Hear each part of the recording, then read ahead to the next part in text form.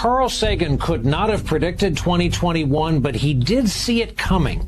He wrote the following back in 1995, and we quote, "I have a foreboding of an America in my children's or grandchildren's time when the United States is a service and information economy, when nearly all the manufacturing industries have slipped away to other countries, when awesome technological powers are in the hands of a very few, and no one representing the public interest can even grasp the issues, when the people have lost the ability to set their own agendas or knowledgeably question those in authority, when, clutching our crystals and nervously consulting our horoscopes, our critical faculties in decline, unable to distinguish between what feels good and what's true, we slide almost without noticing back into superstition and darkness.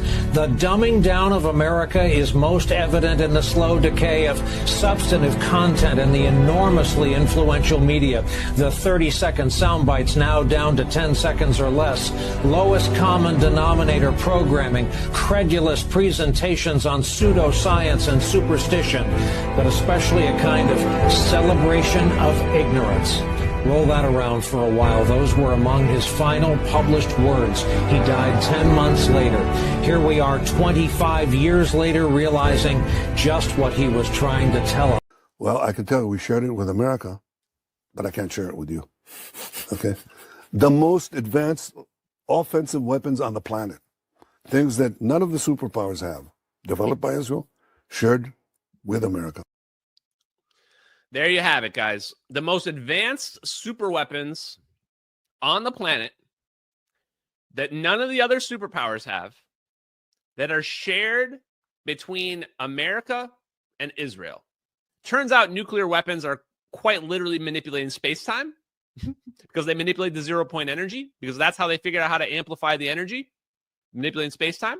We're very powerful. This country is very powerful. It's far more powerful than people understand. We have weaponry that nobody has any idea what it is, and it is the most powerful weapons in the world that we have. More powerful than anybody, not even close. You got no chance whatsoever, brother. You got no chance whatsoever. We're talking about people that have literal space-time manipulation weapons. I mean, and this is from 10 years ago. This is from 10 years ago, so they might have stuff even way crazier than that. Our technologies permit us to manipulate time and space. They leave distance annihilated. I literally have never done this for money. I have never done this for clout. And the only reason why I say I'm going to be famous is because I know the videos are real. I know the technology is real. So no matter how long it takes, eventually it's going to become public knowledge. And I will have been saying it for years before the public realizes it. I'm literally... And they also asked... Could you elaborate on what's the Gorgon stare that Ashton Forbes has spoken about both on social media and here on the show? I haven't had Ashton on here in a while, but the last time I did have him on, he spoke about that program, Gorgon stare, and basically wanting to know, can you tell us a little bit more about what that is and why it would be so secret? Yeah, I can't. This is the part. This is the part, by the way, where I said I'm not sure you're going to be able to answer it if it's really in your wheelhouse. I figured you would know about it, but I figured you probably can't talk too much about Gorgon stare. But I mean, can you say anything? Yeah. No. No. Fair enough, but it is real. It does exist. I would say that Ashton's very good at his research. Okay. All right. I guess we will leave it at that for the Gorgon stare question. Malaysian 370, contact Ho Chi Minh 120.9. Good night. Good night, Malaysian 370. Breaking news tonight, a Malaysia Airlines flight with 239 people on board, including 4 Americans, has gone missing.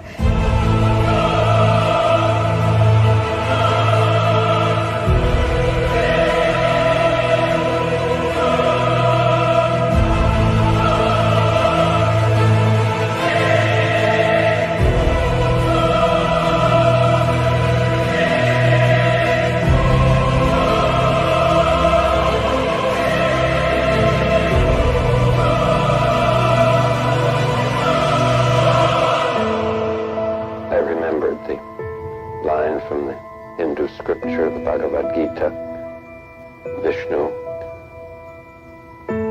is trying to persuade the prince that he should do his duty, and to impress him takes on his multi-armed form and says, "Now I am become death, the destroyer of worlds."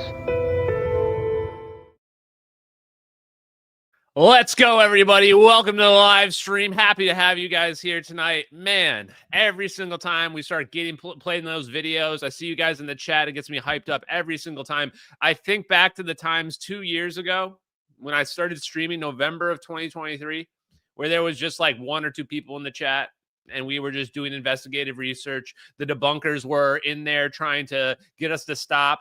And they eventually just gave up. They realized there was no way they were going to be able to stop this train. This train has no brakes, never going to quit. And now look at where we're at, guys. Look at where we're at now. What happened yesterday? I could not believe it. I could not believe it. That they gave the Nobel Prize in physics for what? Macroscopic quantum tunneling. What? It's happening. It's happening, chat. Macroscopic quantum tunneling, aka teleportation. The thing that I have been saying on social media for years now. And the first thing I thought was, wow, I need to get a clip. I need to pull a clip from one of the biggest shows that I've ever been on where I literally say it's macroscopic quantum tunneling. Because, wow, we just won a Nobel Prize for it. So all the people out there that are going, this guy believes in teleportation. Yes, I do. It's 100% real, and it's just been proven, and it just won a Nobel Prize. Now, tonight, we got a good show. Going to talk about the science. I'm going to explain macroscopic quantum teleportation once again. We're going to talk about some politics, the Antifa riots, Hasan Piker, somebody we've never mentioned before. And then, of course, Candace Owens has a dream, chat. Candace Owens has a dream. Is she MLK? We'll find out. We'll talk about that, and we'll talk about disinformation and how disinformation works.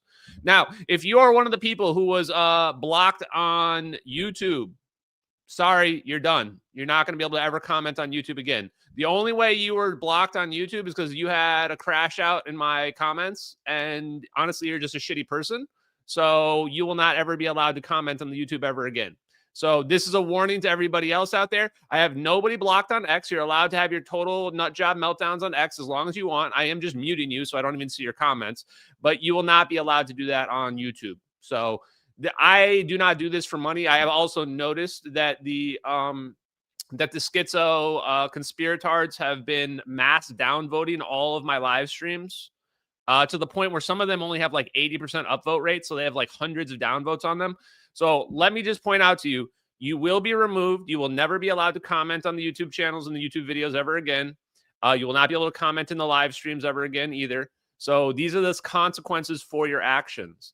Now, the nice thing is that I do not care about money. I haven't been doing this for money. This isn't my job. I have a real job that I do. So those effects don't really bother me at all.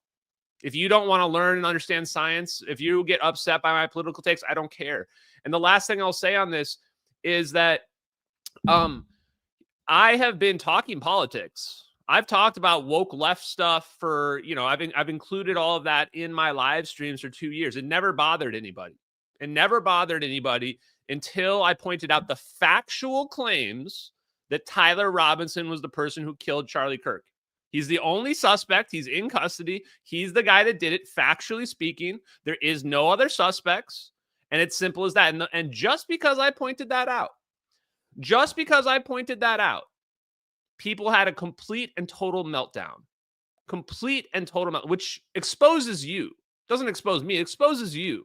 It exposes that you have an agenda, right? It exposes your agenda. It's not about we're just asking questions. No, you're not. You're not just asking questions. What you're trying to do is you're taking your stupid schizo Israel agenda and you are trying to use Charlie Kirk for it. And I shut that down. That's what happened. And we're not done. We're not done shutting that down.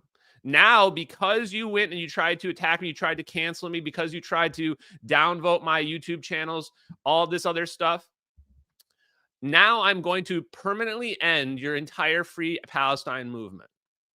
Okay, let me play the clip for you guys right here. Okay, let me play it. And then we're going to get into the good stuff here. The people that are mad that I am pretty openly now supporting pro-Israel stances, let me tell you who there is to blame. Let me tell you who there is to blame. You're the reason to blame, because you attacked me so much. And if this sounds petty, well, guess what? It is petty. I'm a petty person. Because you attacked me so much, because you were so schizophrenic, because you're so divorced from reality that you felt the need to turn Charlie Kirk into some Israel schizo conspiracy, because I told you it wasn't, and you attacked me, brutally attacked me, tried to cancel me, I am now going to destroy your entire movement. I am going to destroy your entire Free Palestine movement from the root and stem. I'm going to rip it out, and I'm going to make sure you guys have no political power ever. I'm going to marginalize you. I'm going to alienate you from all normal people, from all normal society, so that nobody ever takes you seriously ever again. And just to be clear, whose fault is it? Your fault. It's 100% your fault. Next time, the lesson that you're going to learn from this, I'm going to break your psyche. I'm going to break your ego. I'm going to shatter your psyche, and we're going to rebuild you from the ground up. This includes Clint Russell. This includes Leonardo James, or whatever her stupid ass name is. All the rest of the other schizo Israel people. This includes the CTE MMA guy. I don't even know what his stupid ass name is. Jake Shielders or whatever. All you retards, I'm going to destroy your movement. I'm going to make sure nobody ever takes you seriously ever again. And the only person responsible, the only person whose fault it is your fault. The last thing you should have ever done is mess with me. And you're going to learn the hard way, stupid ass bitches. Oh, I love it, chat. I love it. Oh, so there you go. Just had to play that for you guys, get you guys ready into it. So keep getting angry, guys. Keep getting angry. Keep getting mad. You guys gave me a layup, honestly. You just gave me a free layup. Like, I didn't even expect this, but the Charlie Kirk situation happened, and I was emotionally impacted by it because he's a good person who did not deserve to be assassinated. And the next thing I see is a bunch of grifters trying to make it all about Israel. And I'm going, this is stupid. It's obviously this guy they arrested like 33 hours later that's got 3 points of DNA, 4 confessions. His dad recognized him from the video. The gun was literally given to him by his grandfather. I'm sitting here wondering, like, how can you be so stupid as to not realize this is the guy that did it? Like, how dumb do you actually have to be to not realize that's the guy that did it? And then the excuses just kept changing, right? Like, the excuses just on why it wasn't him, they just keep changing. Like, you know, now they're like, there's no blood. Yeah, there's blood. Now their big thing is the magic bullet that Ian Carroll pushed, right? Like, you guys are just so stupid. You made it too easy for me. You made it too easy for me, and I'm going to take the free layup. I'm going to destroy your credibility. And the best part is, because they kept doubling down, because I did the same thing to them that I did to the Redditors, which is polarize them, right? I polarized them, where now they get so mad, so angry, they keep doubling down. And we're going to talk about this in a little bit. I polarized them to hate me now, to the point where they have to keep doubling down. They have to keep making more and more absurd claims. And then what happens is, when the trial happens and when all the evidence comes out, when the ballistics report comes out, when the autopsy is shown, they're done. They have nowhere to backtrack to. They've backed themselves into a corner. They painted themselves into a corner. The only thing they'll be able to do is try to pretend like they never said anything, right? And then once again, I'm going to look like a genius. And really, I'm not even that smart. It was just a very, very obvious situation. Very obvious situation. And it's because not everything is a conspiracy. Not everything is a conspiracy. When you try to make everything into a conspiracy, you discredit yourself. So now you've learned something. So let's quickly talk science, guys. Science. That's my favorite topic. Macroscopic quantum tunneling. What is macroscopic quantum tunneling? Well, what is quantum tunneling in general? Quantum tunneling in general is when an electron, we have a semiconductor or a superconductor, We have a barrier, an insulator. This is all just electrical engineering. And then we have another semiconductor or superconductor on the other side. The electrons can pass through the barrier, even though they don't have the energy required to pass through it. Now imagine a hill. Imagine a hill, a ball rolling up a hill. A ball can't roll up the hill, right, without enough energy to get it up the hill and over. Same concept in electrical engineering. But when we actually do experiments, we find out that the electrons are able to pass through. How is that able to happen? There must be a physical explanation for how that's able to occur. And the answer is there's an ether. There must be a medium. That's the only explanation. How is it happening? How, when I shoot something at this barrier, when it shouldn't be able to go through, how does it appear on the other side?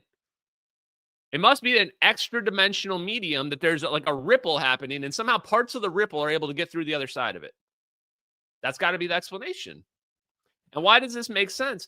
It makes sense because we know quantum entanglement exists. We already know quantum entanglement exists. And quantum entanglement also shows there must be an extra dimension. Same as the Aharonov-Bohm effect. Also shows it. So here is the image. Wait, I did download it, right? Oh, I didn't download it. Let me pull up the Nobel Prize thing here. I'm going to play the Nobel Prize explanation or show you the Nobel Prize explanation. And then I'm going to show you the clip that I made as well. Oh, man, Nobel Prize. Oh, because they've been giving Nobel Prizes away all day. So chemistry got Nobel Prize earlier today. Let me just go down to it here. I probably should have just pulled mine up. Oh, here it is. I think this is it. Okay, here it is. Yep. So here is the Nobel Prize explanation. And now, for the Redditors out there, remember all the Redditors that were hating on us? All the Redditors that were claiming that the science isn't real. It's all BS. He's just making mumbo jumbo. You're going to jail. You're going to jail later on, little boys. Remember that. You're going to jail. We're sending you to prison. Sending you to stupid people prison. Okay. Here you go. Here's the image, right? That's the visual image. Just like with an electron, if we imagine we were throwing something at a wall, it's like it just goes right through, but it shouldn't be able to. Does that remind you of anything, chat? Does that remind you of anything?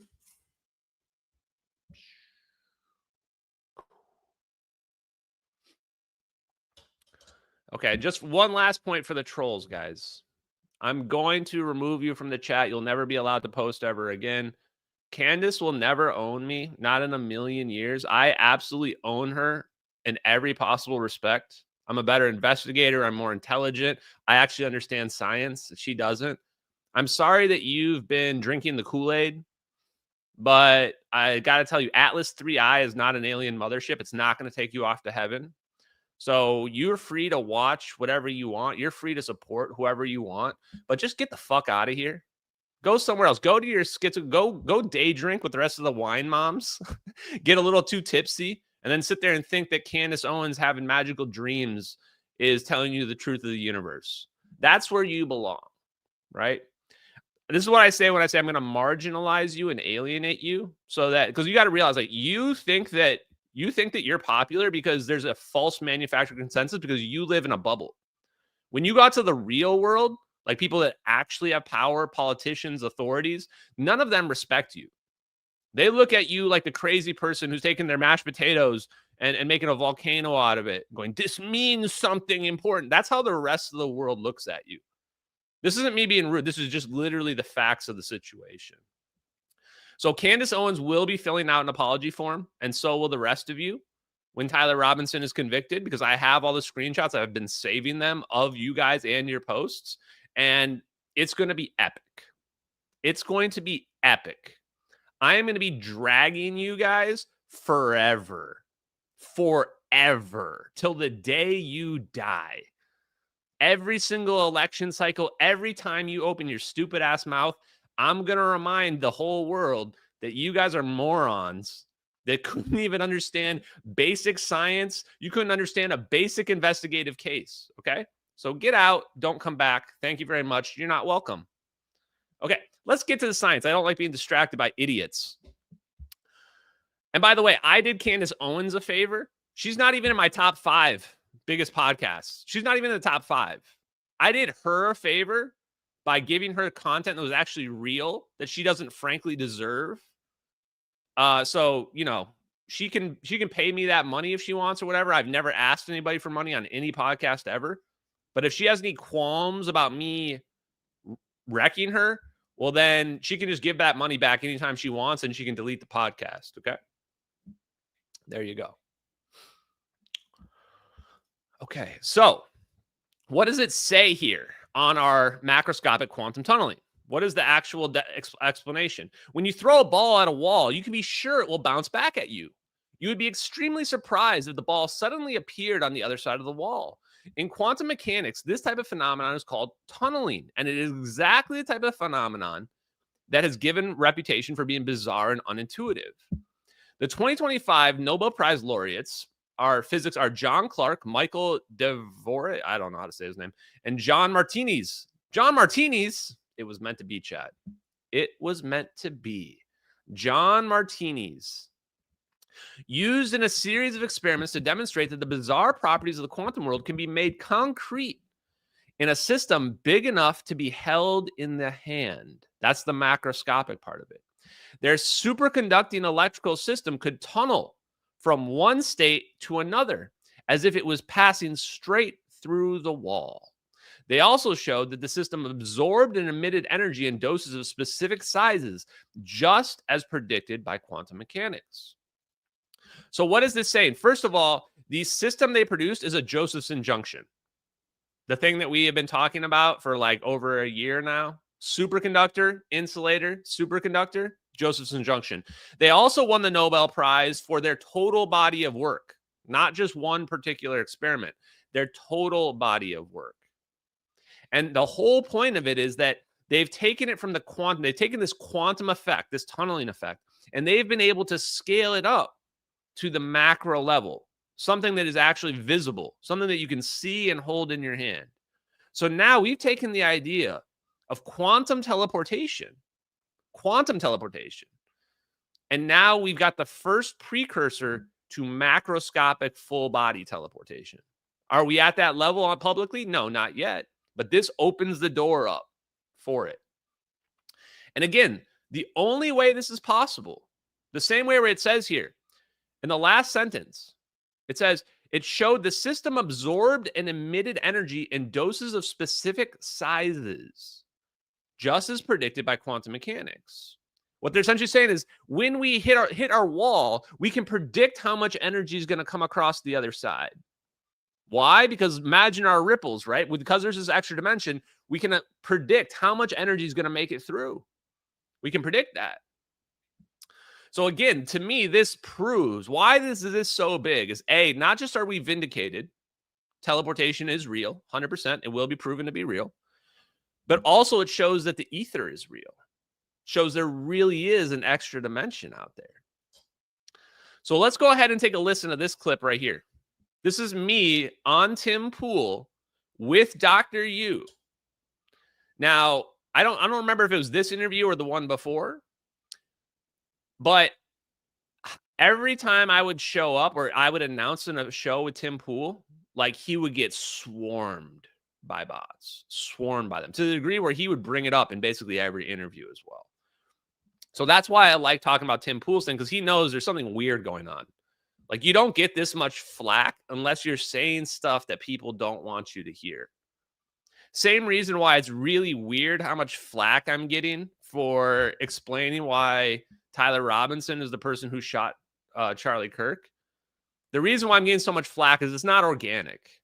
It's because people know they were pushing propaganda. They know they were pushing a disinformation campaign. And I was ruining their fun, right? Same reason why Candace Owens and Ian Carroll and Ryan Matta got super upset is they're mad because I'm ruining their whole scam that they've got going on, right? This is what gets people upset. If somebody's saying something you don't like, you don't just ignore them. You normally just ignore them. You don't go to try to like yell them down. You don't go try to like shoot vile insults. You don't tell people not to platform them. They're literally doing the thing to me that they claim that everybody's doing to them. Nobody's trying to cancel them. We just don't think they should get paid money for lying to people. Okay, so here we go. Here's the Ashton Forbes clip. This is the short version. So if we were to see that extra dimension, we would see the ripple in that extra dimension. And this is how quantum tunneling works as well. How is the electron getting through? Because there's an extra dimension and you're seeing the ripple. And now from the perspective of quantum mechanics, you would say there's a probability that the electron's on the other side of the wall. And so what is the analogy then if we say ER equals EPR? We say, okay, that's EPR. We just saw the electron teleport through a wall. It shouldn't be able to do physically. Well, the equivalent is we need to find out what's the barrier of our macroscopic reality. What's the wall? The wall is space-time. The wall is the 0-point energy. That's the wall between me being here and me being in your seat. So if we remove that 0-point energy, if we squeeze that 0-point energy out, then theoretically we can cause macroscopic quantum tunneling to occur. So there it is, macroscopic quantum tunneling. So if you watch the live stream on Monday, then what I'm about to say here should be of no surprise. We've pretty much figured out exactly how it works. Why is my name 4 orbs? 4 orbs is how we determine the destination. That's how we determine the destination. If we would look at our three-dimensional reality, up, down, left, right, forward, and back, we say, how do we manipulate space-time? How do we squeeze the vacuum? We squeeze the vacuum by creating a large mass, just like the Earth. The Earth around us is creating this gravitational effect that we feel as this downward force. So if we can create a very localized gravitational effect, very powerful one, we can squeeze the vacuum. Squeezing the vacuum will release this negative energy that we need. The negative energy is what we need for producing a wormhole. Just like if I were to take a balloon, imagine a balloon, a long balloon, hot dog balloon. You squeeze the hot dog balloon, what happens? It gets big on this side and gets big on that side. That's what we're doing to space-time, literally what we're doing. We're squeezing it, and now you've got to go somewhere else. So the air that you squeezed out of here is going to go over here or over here. Same idea. So how do we pull this off? We use a fusion bomb. Might even be a micro fusion bomb. The exact thing that Friedrich Wienerberg was talking about. You take a fusion bomb, not a regular fusion bomb that releases neutrons, but a directed energy conversion fusion bomb that has a high efficiency, aka aneutronic. Aneutronic fusion bomb squeezes the vacuum. So we've got one side of the issue dealt with. Now we've created a monopole. One side, this side is getting squeezed away. Now it's got to reappear somewhere else. Now, what is the barrier in this analogy? What's the barrier? The barrier in this macroscopic quantum tunneling is space-time itself. And what this means is the 0-point energy is space-time. The 0-point energy is space-time. It's the physical manifestation of space-time. What is inertia? How come I can't accelerate to the speed of light? Because the 0-point energy is slowing me down.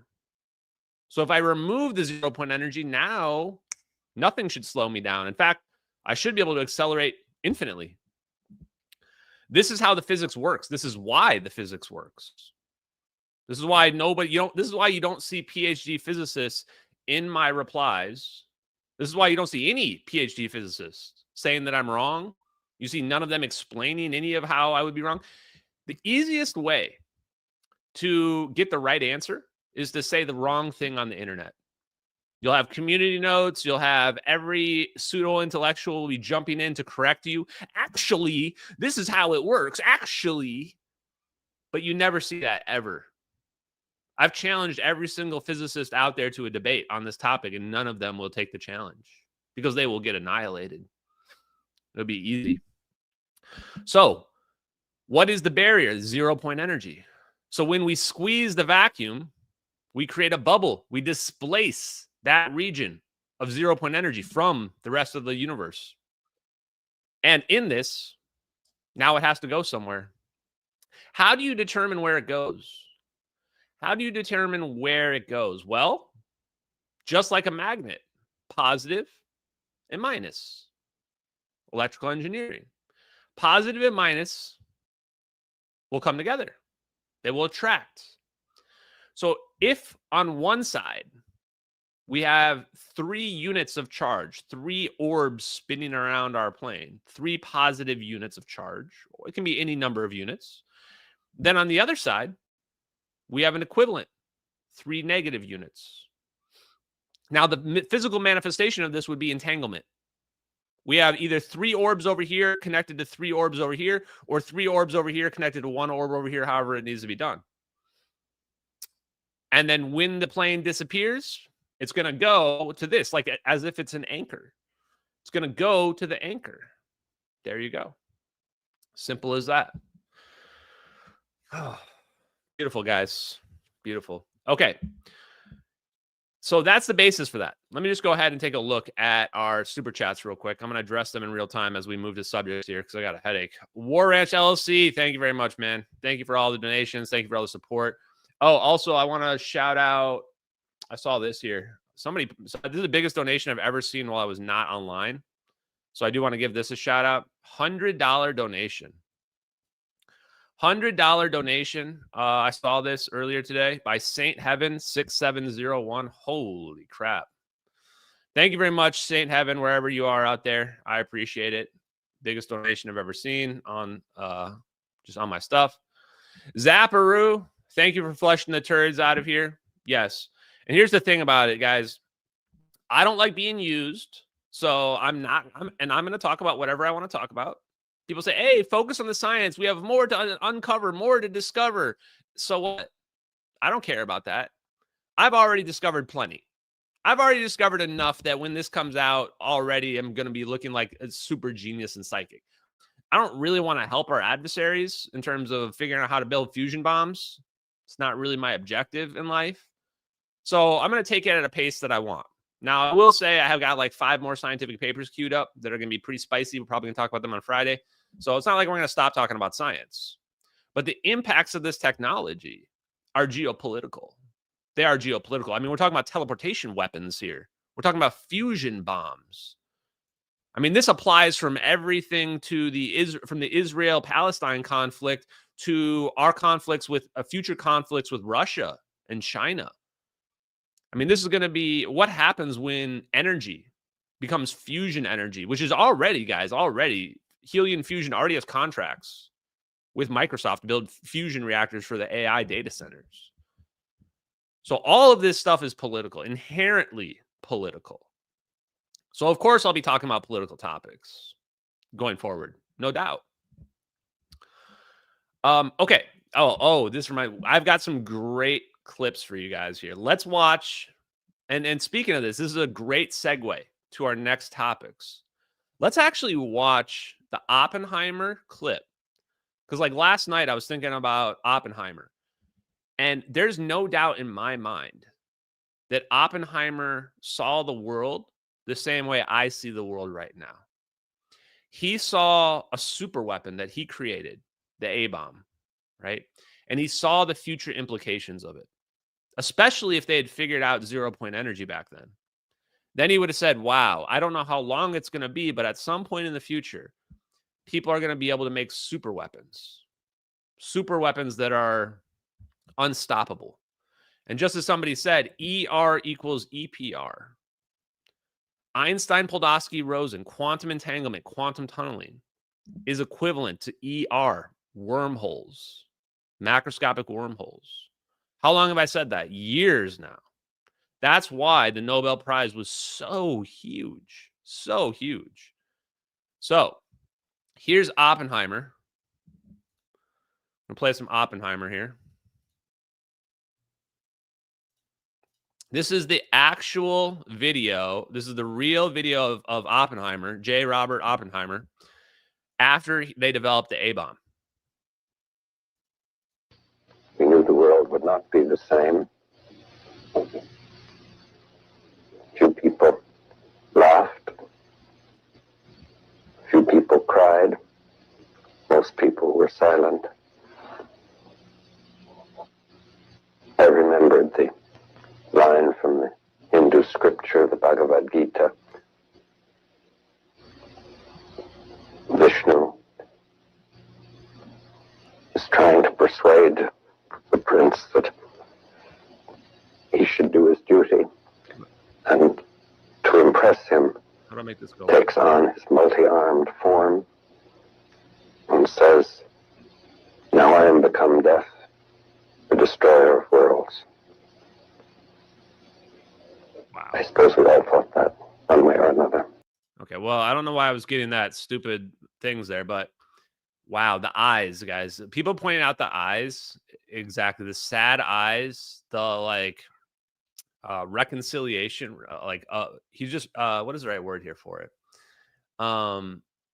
It's like he's realized that he's looking in the future and he's seeing these implications about what's going to come.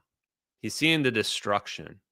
He's realizing that not only did he create an A-bomb, but he created something that's going to lead to something even worse. Yeah, I think it's regret, maybe. Regret would be a good way to put it, but not quite regret. He's resigned to the reality of it. He's resigned to his fate. He's saying, the way I look at it is like, he looks at it, he says, this is something that can't be stopped. Like, it was going to be invented anyway. It was going to happen anyway. And he's looking at it, he's thinking, like, what are the implications of this for the future? The implications are someone's going to eventually make a weapon that will wipe out the whole planet. And again, we're not talking, yes, remorse. Thank you for remorse. He's like remorseful of his actions because he realizes someone's going to make a weapon that's going to annihilate the whole planet. The whole planet. And this is where we separate ourselves from the low IQ N-word sayers, the Uber drivers that talk about N-words that they don't even have any idea what they're talking about. When I hear these Uber drivers talk about nuclear weapons, I just laugh. I laugh. I go, you got no idea, brother. No idea at all. They're thinking 1945 nuclear weapons. Like, oh, they're going to go destroy a city. No. We're thinking about weapons that will destabilize the planet and make it self-destruct. Or just vanish the whole planet away and we're gone, right? Making a literal black hole super weapon becomes very possible. And this is important from a geopolitical standpoint, because this is a shift in perspective that changes everything. Once you realize that, now you realize what's the ball game all about? What is this game we're playing about super weapons and on the geopolitical landscape? We're playing for keeps here. We're playing for the future of the entire civilization. That's what we're playing for here. This is the reason why they do things like MH370 and probably other terrible things as well. Because if you realize that if our adversaries or anybody who basically has a death wish were to get access to this technology, they're going to destroy the whole planet. Guaranteed. Guaranteed.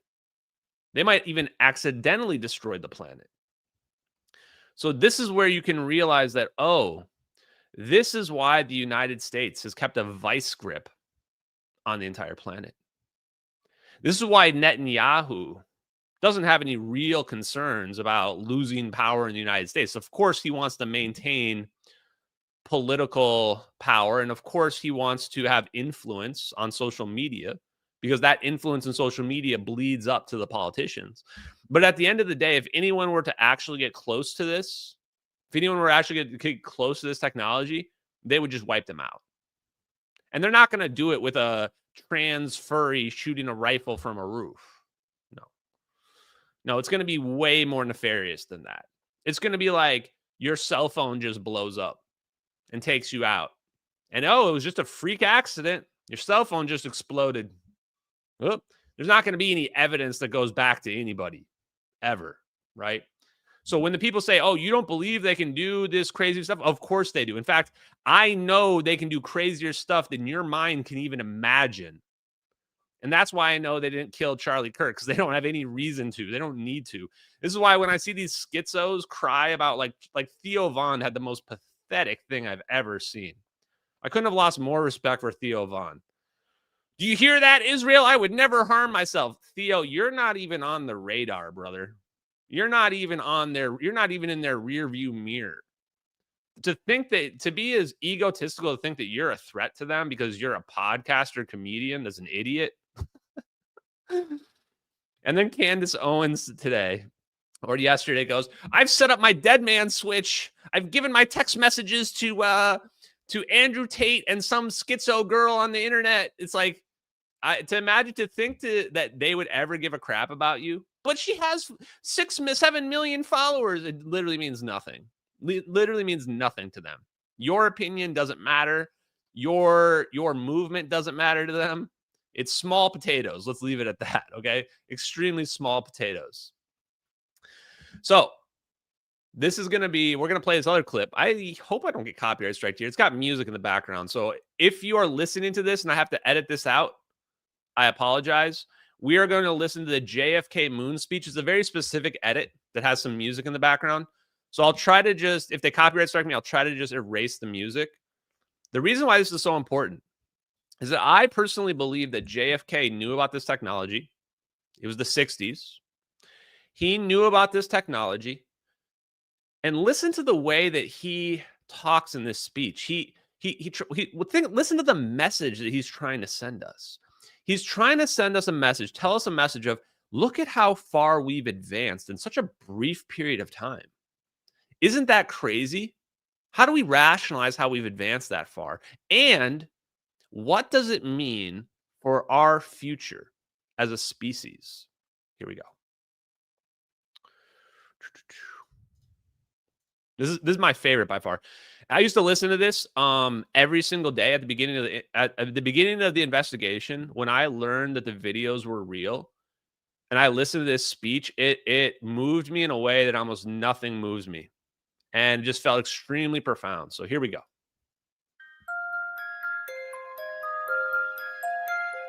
We meet in an hour of change and challenge, in a decade of hope and fear, in an age of both knowledge and ignorance. The greater our knowledge increases, the greater our ignorance unfolds. No man can fully grasp how far and how fast we have come. But condense, if you will, the 50,000 years of man's recorded history in a time span of but a half a century. Stated in these terms, we know very little about the first 40 years, except at the end of them, advanced man had learned to use the skins of animals to cover them. Then about 10 years ago, under this standard, man emerged from his caves to construct other kinds of shelter. Only 5 years ago, man learned to write and use a cart with wheels. Christianity began less than 2 years ago. The printing press came this year. And then less than 2 months ago, during this whole 50-year span of human history, the steam engine provided a new source of power. Newton explored the meaning of gravity. Last month, electric lights and telephones and automobiles and airplanes became available. Only last week did we develop penicillin and television and nuclear power. This is a breathtaking pace, and such a pace cannot help but create new ills as it dispels old. So it is not surprising that some would have us stay where we are a little longer, to rest, to wait. If this capsule history of our progress teaches us anything, it is that man in his quest for knowledge and progress is determined and cannot be deterred.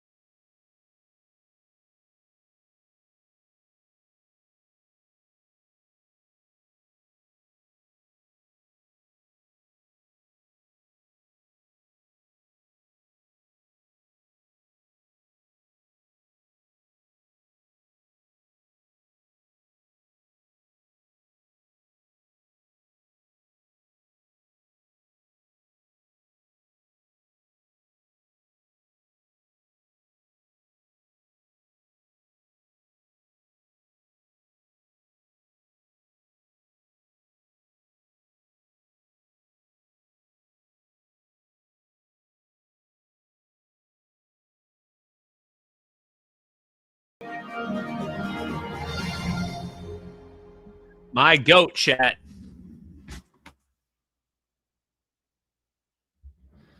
My goat. Wow. Still emotional, even after listening to it like, I don't even know, unlimited number of times. He boils it down. And there's no woke shit in there, right? I don't know how else to put it. You couldn't even tell what side of the political aisle he's on, because it's all about America. America first. What is America gonna do? He says, look at our evolution. Look at how fast we've come. It's like if you take 50,000 years and you boil it down to 50 years, the first few years, we don't even know what happened. We don't even know how we got here. And then all of a sudden, we've got steam engines and computers and rockets. And he says, some people would have us rest and wait. No, we're not doing that. We're not resting. We're not waiting. We are advancing. And this is what I always think about with the gatekeepers. The gatekeepers want us to rest and wait. They don't want to give us fusion energy. They don't want to give us teleportation technology. They want us to wait around until humans have somehow become an altruistic species. Screw that. Screw that. That's not what humans are. That's not what we do. He says, even when we dispel old ails, new ails will come. Think about the fusion bomb. So we figure out fusion technology. We figure out fusion energy. But what comes with that? Doomsday weapons. Doomsday weapons come with that. Even when we solve old problems, new problems emerge. And then the last part, probably my favorite part, which says, why do we climb Mount Everest? Why do we try to cross the Atlantic? He says, we do them because we want to do them, because we've chosen to do it. We choose to go to the moon. Why do we bother going to the moon? Because we want to do it. Because we set expectations for ourselves and then we meet them. That's what it is to be human in this world. That's why with humanity, that's our greatest asset, is our ability to evolve and advance. We can't be stopped if we put all of our effort together. He basically says, we people, the reason why we do it is because it gives us purpose. It gives us something to rally around.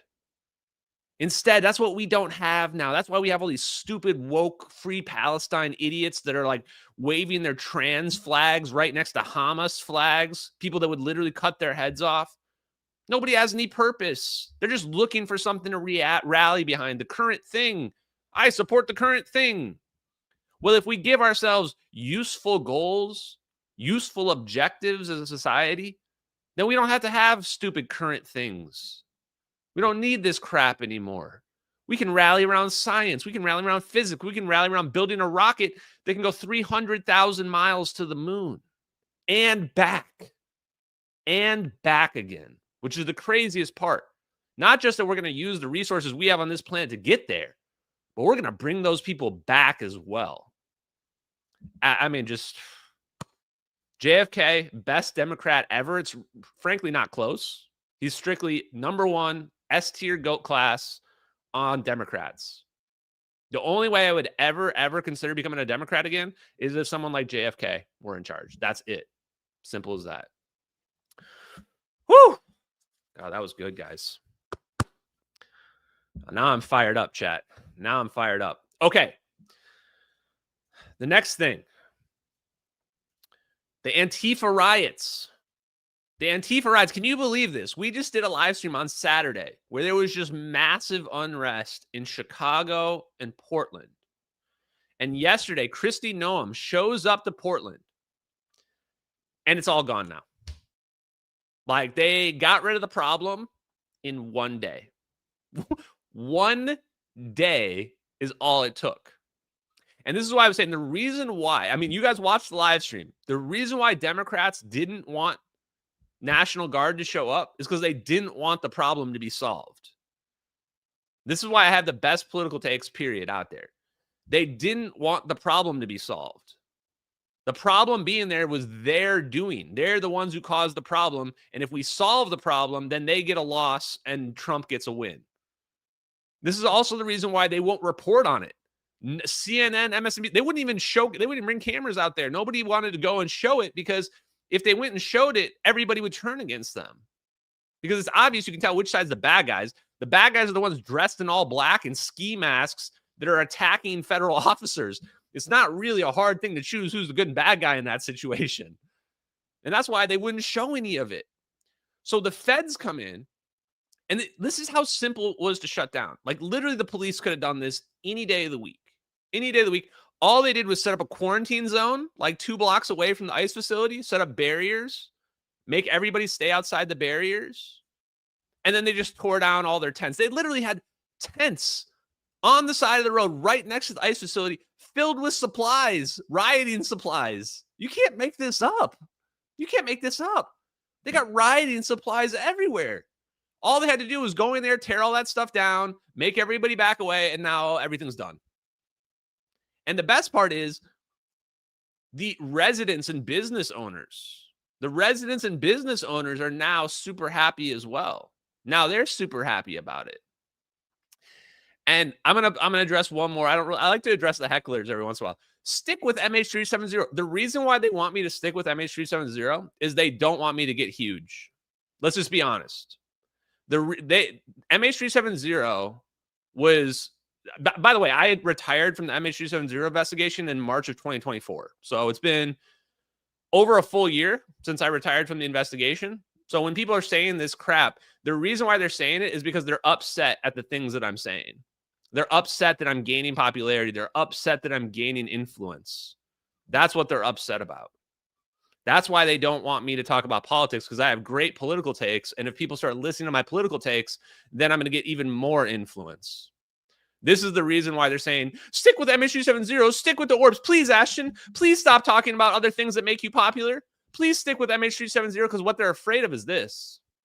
They're afraid that if I get popular from things that are not related to MH370, and then all of a sudden I go on a major podcast and I go, oh, by the way, the United States has super weapons that zapped MH370 away. This is Gorgon stare, wide area motion imagery right here. They're afraid because it's going to be credible. Now it's credible. Before I was just a crazy person talking about orbs. Now I'm a person that is making a lot of sense in a lot of different areas. They're afraid that I'm going to get too big. That's the truth of it. So here's a clip from, and that's why I'm not going to stop talking about politics. It may have cost me people in the short run, but first of all, I've gained, if you look at my metrics, my engagements are way up, and I have basically gotten rid of a bunch of racists and schizos and people that are literally schizophrenic. People that are literally schizophrenic, people that had no credibility, that never will have credibility, that would never be considered to be serious people.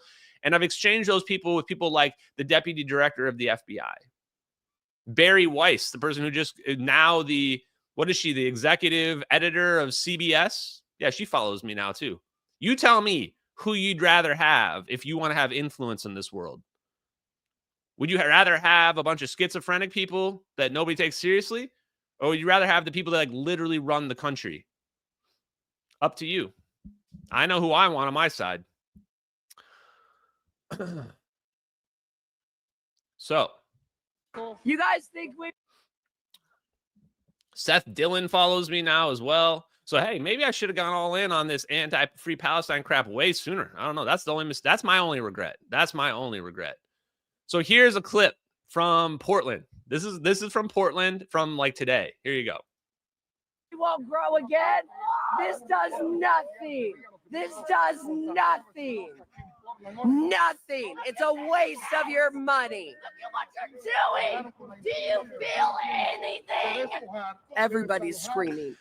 What are you doing? Do you feel anything? I mean, I could make fun of these clips all day. Because they're fucking doing an illegal seizure. It's an illegal seizure. Remember the girl in LA the other day? This is illegal. This is a violation of her civil rights.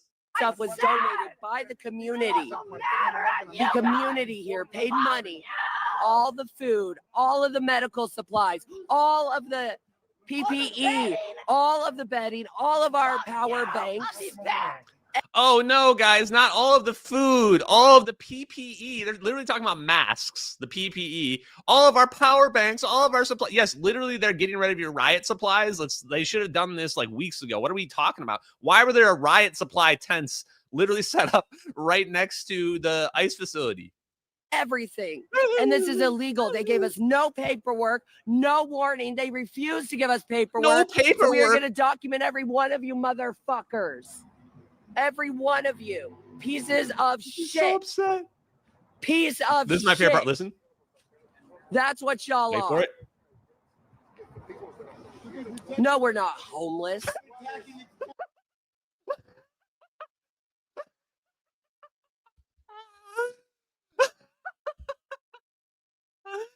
A random person on the street, ask them if they're homeless.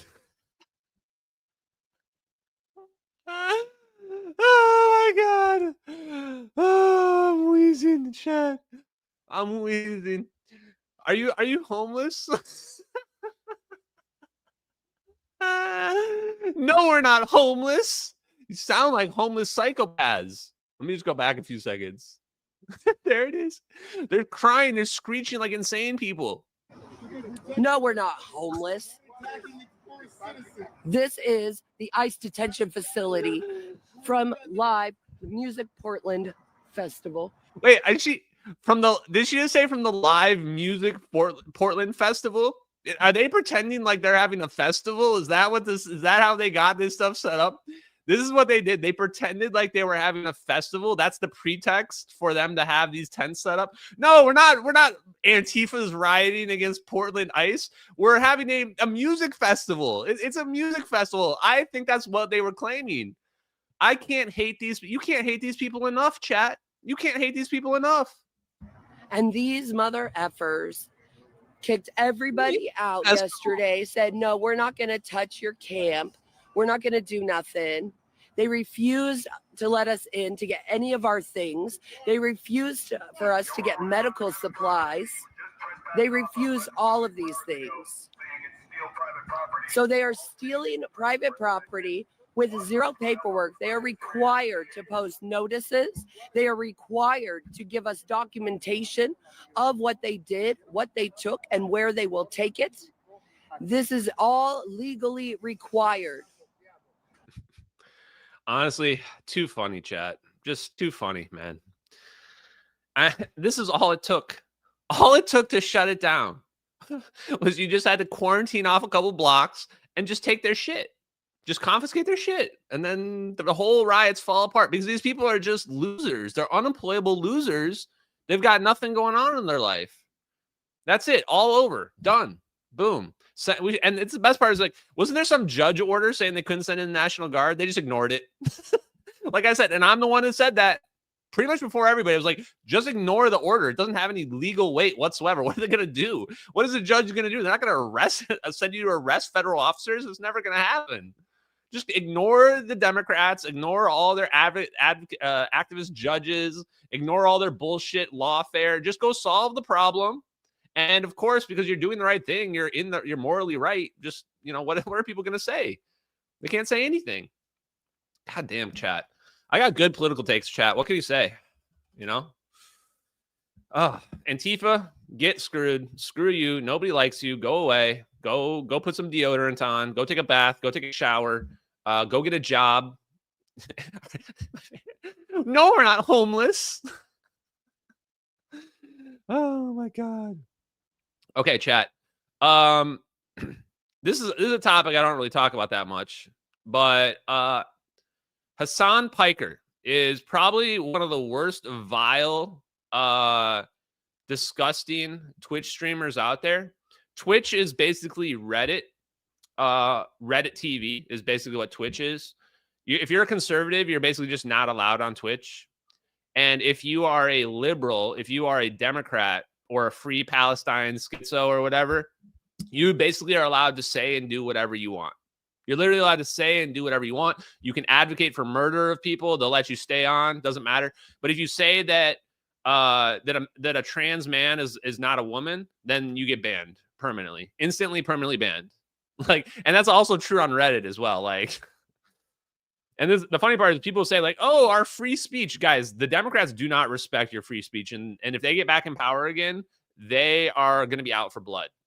They're going to be out for blood. You think they're not going to shut down everything and everybody that they're against? They are. They are. They're going to be as fascist as you could possibly imagine. So just telling you, I'm warning you guys now, that's what they're going to do. So when you think about voting, think about what's going to happen. Now, here's Hasan Piker.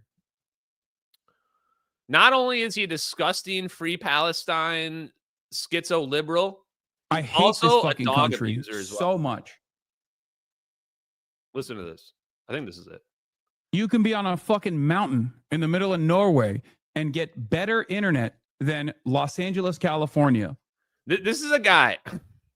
You can't hate this dude enough. He's living in a $3 million mansion in Los Angeles. And he's crying about his internet capabilities in a Democrat-run city. The only people he has to blame are the people that he supports and voted for, right? And here he is complaining about his internet not being good enough, complaining about the politics situation with no sense of self-awareness. I saw somebody else point out, like, this is the epitome of the limousine liberal, of the Ivy Tower liberal. This person thinks they're an anti-fascist when their whole worldview is fascism. Their whole worldview is fascism, silencing their enemies, political violence on their enemies, locking up their enemies, deplatforming them, while they are the only ones that get it.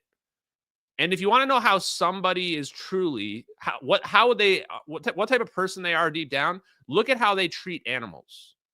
Sociopaths and serial killers are the ones that abuse animals. People that are like take care of animals, that are nice to animals, are generally genuine good people. And this is just like a moment of anger. This is a moment of fucking anger for like something that is just so routine, so silly, such a first world problem. But it is emblematic of all. Look, his dog is like, even his dog wants out of there. His dog's like, yo, I've been sitting here on this bench for like 6 hours. I've been sitting on this little thing for 6 hours. I'm going to go walk away and get away from this psychopath, right? All of America's much more consequential violence. Hey, should I get out of here? Okay. It's the same reason as to why America, Kaya, please just fucking go. Just stop. Are you kidding me right now? The dog just wanted to get off its dog bed and you just shocked it with a dog collar. You can see his hand move right here. The dog decides, hey, I'm going to move away. Watch him move his hand. So why America, his left Kaya, arm. please. See him reach his left arm right here? He's reaching his left arm for his fucking dog's, his shock collar button right there. I can tell right there, and listen to it. Fucking go. Just stop. Are you kidding me, man? If I ever see this dude in real life, I'm not sure I'd be able to hold back. If there's one thing I can't take more than just a piece of shit commie bastard, is somebody that abuses animals. Honestly, shock collars in general are vile. They're vile. Only the worst people have shock collars. If you can't just train your dog without a shock collar, then maybe you're just not a good person. Maybe you just need to learn how to train animals. It's not really that crazy. Or just keep your dog on a leash. Or crazy thought, let your dog just walk around. You live in a $3 million mansion. Your dog can't just walk around. Your dog literally needs to be a prop in the back of your live stream the whole time. Imagine if I forced Lulu to sit on this couch right here. And every time she jumped off this couch, I hit her with a shock collar. You got to be kidding me. It'd be kind of crazy if this is what takes Hasan Piker down, though. Somebody made a great comment saying that this would be like Al Capone going away for tax evasion. It's like, this guy's literally calling for the death of conservatives on live streams and in public rallies. And if it were to be that he's an animal abuser that ends up taking him out, like, I don't care, whatever it takes to get this guy off the air, get this asshole off the air. What an absolute monster. It's not about whether or not they're legal or not. It's about having just like actual empathy for animals, bro. Have actual empathy for animals. And it's the situation. It's the situation here. Why are you zapping the dog when it gets off its dog bed for like 5 minutes? Let the dog go walk around. It's not doing anything bad at all. It's not doing anything wrong. For him to do something like this, like he has to look at the dog as basically just like the same way he looks at a stapler. What an actual monster. And so here's the worst part. So this was obviously going wild on social media the last day or so. And he came out today and he tried to lie and say that, oh no, the dog stubbed its toe or something like that. Like the dog stubbed its toe. That's why it was whelping. So he tried to lie because this is what liberals do. This is what woke people do. They'll never admit they're wrong. They'll never take responsibility for their actions. They just lie and make up excuses for their own behaviors. And so he lied. He lied 100%, claimed that it was the dog's nail that was getting stuck. And what people did was they went and they looked. They looked at they slowed the video down and they realized there's a shock collar on the dog's neck. And they matched the shock collar up to like one from Walmart. It's 100% a shock collar, 100%. And so the other thing he did, he said, oh, no, it's not a shock collar. It's just a vibrating collar. It's not a shock collar.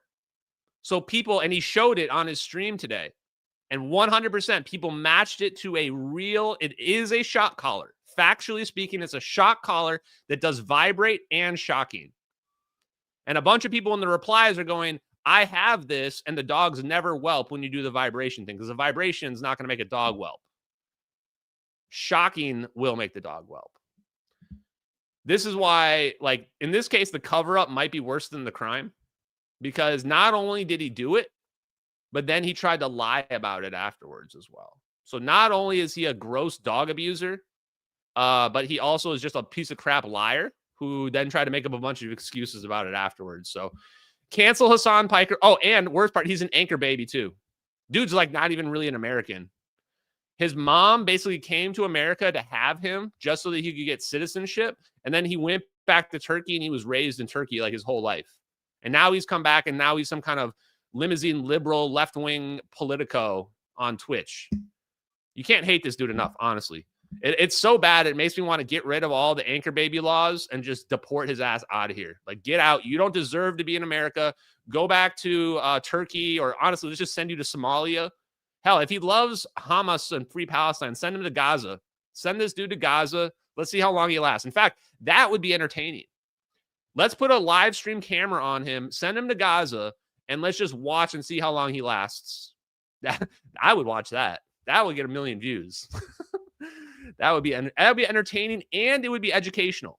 It would be entertaining and educational for all the other woke free Palestine people to realize, hey, they don't really like you, man. They really don't like you. Okay. So that's the dog abuser situation. Now let's talk about disinformation. Here is a good clip by James Lindsay. I was not really familiar with this guy, but a lot of people were saying, Ashton, they're like, oh, you're like the new James Lindsay. And I'm like, who is that? Also, I still don't, this is a little awkward, but I don't know what Zionism means. Everybody's calling me a Zionist. I don't even know what it means. We'll look it up later, maybe. But one thing we realized about the Redditors when the MH370 videos were being exposed was that they had a coordinated Discord, and they still do. In fact, I think I saw Hometown Buffet in the chat or whatever, and they ban anybody who's not perfectly lockstep in their viewpoint, and they use the Discord to coordinate. Like whenever I could tell because I could see it happening in real time. Like I would make a post, and then they would all show up in my replies like super fast, or they would start community noting my comments really fast. And I could tell that what's happening is that one of them is monitoring all my posts. And the moment one of my posts goes, they put it in the Discord, alert everybody else. Ashton just posted. Everybody jump in there. Everybody, reply or whatever. And same thing when they did the debunks. Whenever their debunks would appear, they would do these debunks. It was so inorganic. All of a sudden, you'd see every debunker retweeting, reposting all the same debunk thing, like within an hour of one another. You're like, that's not organic. They're clearly communicating behind the scenes, right? That's how the disinformation works. They use Discord servers with dozens, hundreds, if not thousands of people in them, and they manufacture consensus.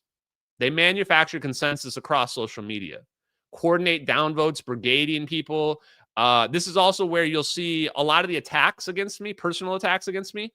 They originate from that Discord as well. The PDF that sometimes people post out there, that originates from the Discord. They use bots as well. So they use fake accounts. So whenever you see like Aston, you'll see this Aston. Hey, Aston. Like that's literally like the same person with like hundreds of accounts. It's crazy. So let's play this clip that shows how they do this as well. Because James Lindsay had a great clip on exactly this. Phenomena that go beyond, James said something stupid online, therefore let's get him, right? One of those phenomena is that there are dedicated servers. I mean, the Groypers, as Nick Fuentes calls his group, have what they call Groyper chats, which are humongous Discord servers, back channel servers, where they coordinate how they're going to attack on people. So you say something, you fall afoul of them, and there are thousands of people who spend time in these chat servers whose job it is to go attack whatever they don't like and retweet and bolster and congratulate whatever they do like in order to create a false impression of how things are liked and disliked on social media, and then also to harass people, and then to give people a lot of support when they take the radical positions, right? If you put out a post and say something very radical and you get 40,000 likes, but it happened to come from that, you don't know it came from that. You just think you said something popular. So you get lured into pushing more radicalism. A second phenomenon is not just these back channel group chats, which can be thousands of people, by the way. It's also bot networks. Some of those are going to be run by domestic actors, but they're also being run by foreign actors. Why wouldn't a foreign government do this? China dedicates $16 billion a year of a military budget to attacking with information warfare into the United States. So there are huge bot networks. So what's going to happen for talking to me, I was surprised you guys even wanted to talk to me. It's not just because I'm broadly canceled with conservatives, and I know you guys are, staunchly American libertarian, but you're going to get attacked on social media for this. You're going to get swarmed. They're going to make clips of it. They're going to try to take it out of context. They're going to try to make you look bad. They're going to call you all kinds of names because you've associated with me. Guilt by association is another one of those woke left on the woke right tactics. And you'll get attacked most likely on the stuff you put out by bot networks and these group swarms. Yep. That's exactly it. I mean, that's what happens. Even Tim Pool pointed it out. He even mentioned it twice. Tim Pool mentioned it on 2 different interviews that I was on because he could tell how inorganic it was. He's like, I literally just announced I'm going on Tim Pool. And you've got dozens of people in the replies saying, don't listen to this guy. He's a bad person. They're posting all this disinformation about me. He's a bad person. He hates women. He's been grifting off fake videos. Don't talk to him. It's like, geez, dude, that's not how you act when you don't like somebody. If you don't like somebody, you just ignore what they're saying. When you're going out of your way to try to discredit them proactively, it shows malintent. It shows that you've got skin in the game. You're afraid that he's going to say something that's going to discredit you or is going to blow up the propaganda that you're pushing. And this is what I noticed because I'm so familiar with it from MH370. I noticed it right away with this Free Palestine trash that's happening, with all this super low IQ racism and anti-Semitism that I see. It's the same crap that's happening. Most of the replies in my accounts are bots. And it's manufactured. You can tell right away that they're doing the same thing. Like, you can tell that what they're doing is they're posting my comments in their Discord, and then they're descending upon them. And the easiest way to tell is look at how many replies there are to one of my posts relative to somebody who's saying basically the same exact thing. You'll see people saying almost the same exact thing as me, and they only have like 1 or 2 detractors in their replies. If you go look at my post, you'll see like dozens, if not hundreds of detractors in the replies.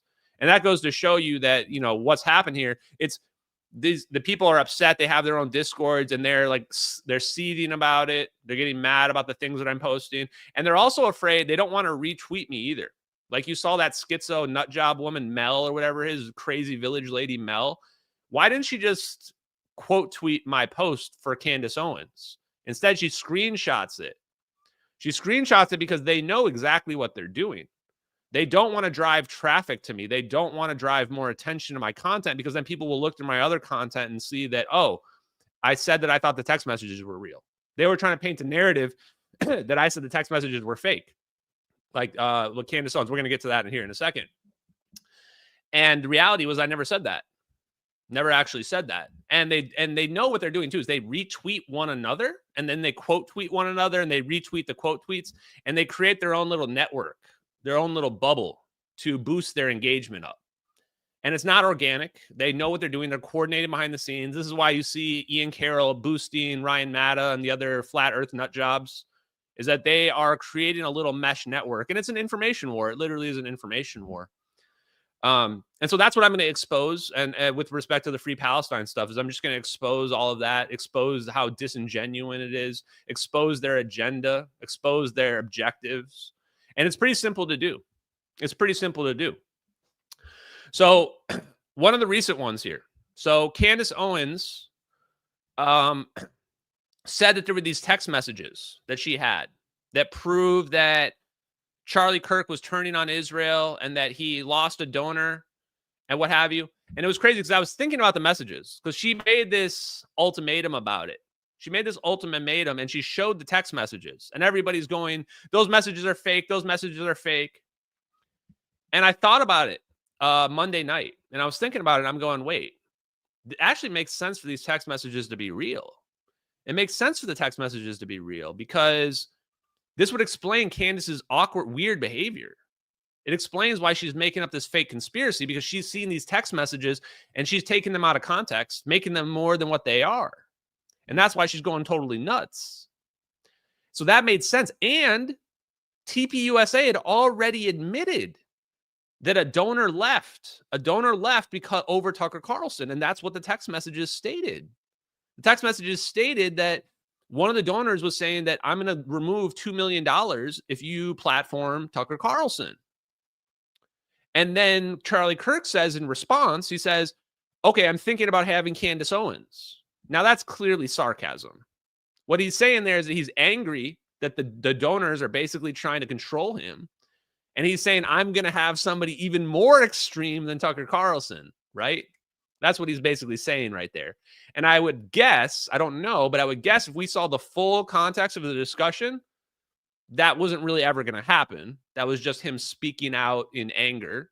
But of course, Candace Owens doesn't show you the full conversation. She just shows you the messages that she wants you to see so that she can sell the narrative. So then she goes and has a victory parade yesterday. She goes and does a victory parade. One of my posts was on there. In fact, somebody from work messaged me today and said, damn, I didn't know you were famous. I was watching Candace Owens and I see Ashton Forbes show up. And you know what's funny about this was that this person, I'm not going to say anything more about them. I don't want to get them in trouble or anything. This person was in the military and worked for Northrop Grumman. And they said, oh, I saw your thing about Gorgon Stare. Really good work, by the way. They go, really good work. You're really impressive. And so then, and they were like, only somebody who's been in the military would really understand that surveillance and the capabilities around that. So they, kind of, and I was like, yeah, and 2 million isn't even that much either. That's the crazy part. The 2 million isn't even that much money. So it goes to show. And then the first thing that TPUSA did, well, let me finish the last thing. So yeah, somebody reached out to me that worked at Northrop Grumman and they sent me that stuff. And I basically said, thank you. I appreciate that, but please don't tell people at work, because I'm trying to keep my work life and my out of work life separated. But yes, going back to the TPUSA thing, TPUSA immediately the next day came out and said, this is disingenuous, the way that Candace is framing it. They basically destroyed Candace's whole narrative. They said they were the ones that released those text messages. It wasn't Candace didn't have some secret text messages. TPUSA gave those text messages to the authorities before they had captured Tyler Robinson. This is important. TPUSA gave those text messages to the authorities before they captured Tyler Robinson because they wanted to leave no stone unturned. It's not that they thought there was a real chance. The authorities just came to them and were like, do you have any evidence about why anyone might have done anything? And say, here's all the text messages. Go ahead, go nuts with it. And then what happened is somebody leaked those to Candace Owens, probably illegally, by the way. It was probably illegal to do that. They leaked, evidence. Someone in government or in the authorities, the feds, leaked those to Candace Owens, and she's been using them to grift for a month now. For a month. So the whole narrative gets destroyed. Meanwhile, all her schizo followers are doing victory laps. This proves Candace has always been correct. This proves Candace has already been correct, always been right. Well, here's the problem. She's already lied multiple times. She claimed that there was a $150 million offer. That wasn't real at all. She also claimed that the letter that Netanyahu talked about was not in support of Israel. And then the letter was released, and the letter was literally Charlie Kirk telling Netanyahu how to propagandize Americans more to support Israel better. The exact opposite of what Candace Owens mentioned. And then she never mentioned the letter after that got exposed, and she's never talked about the letter ever again. And she talked about the letter, I don't know, 3 or 4 times. So let me go ahead and just show. I'm going to try to show a couple of clips here. I think I have them. One sec.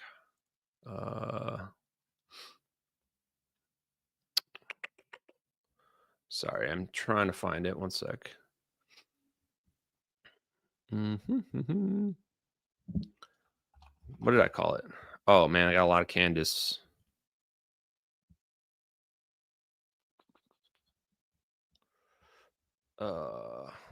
Okay, I'm just gonna play this other one while I look for that letter, because I've got more clips and videos than I could possibly imagine.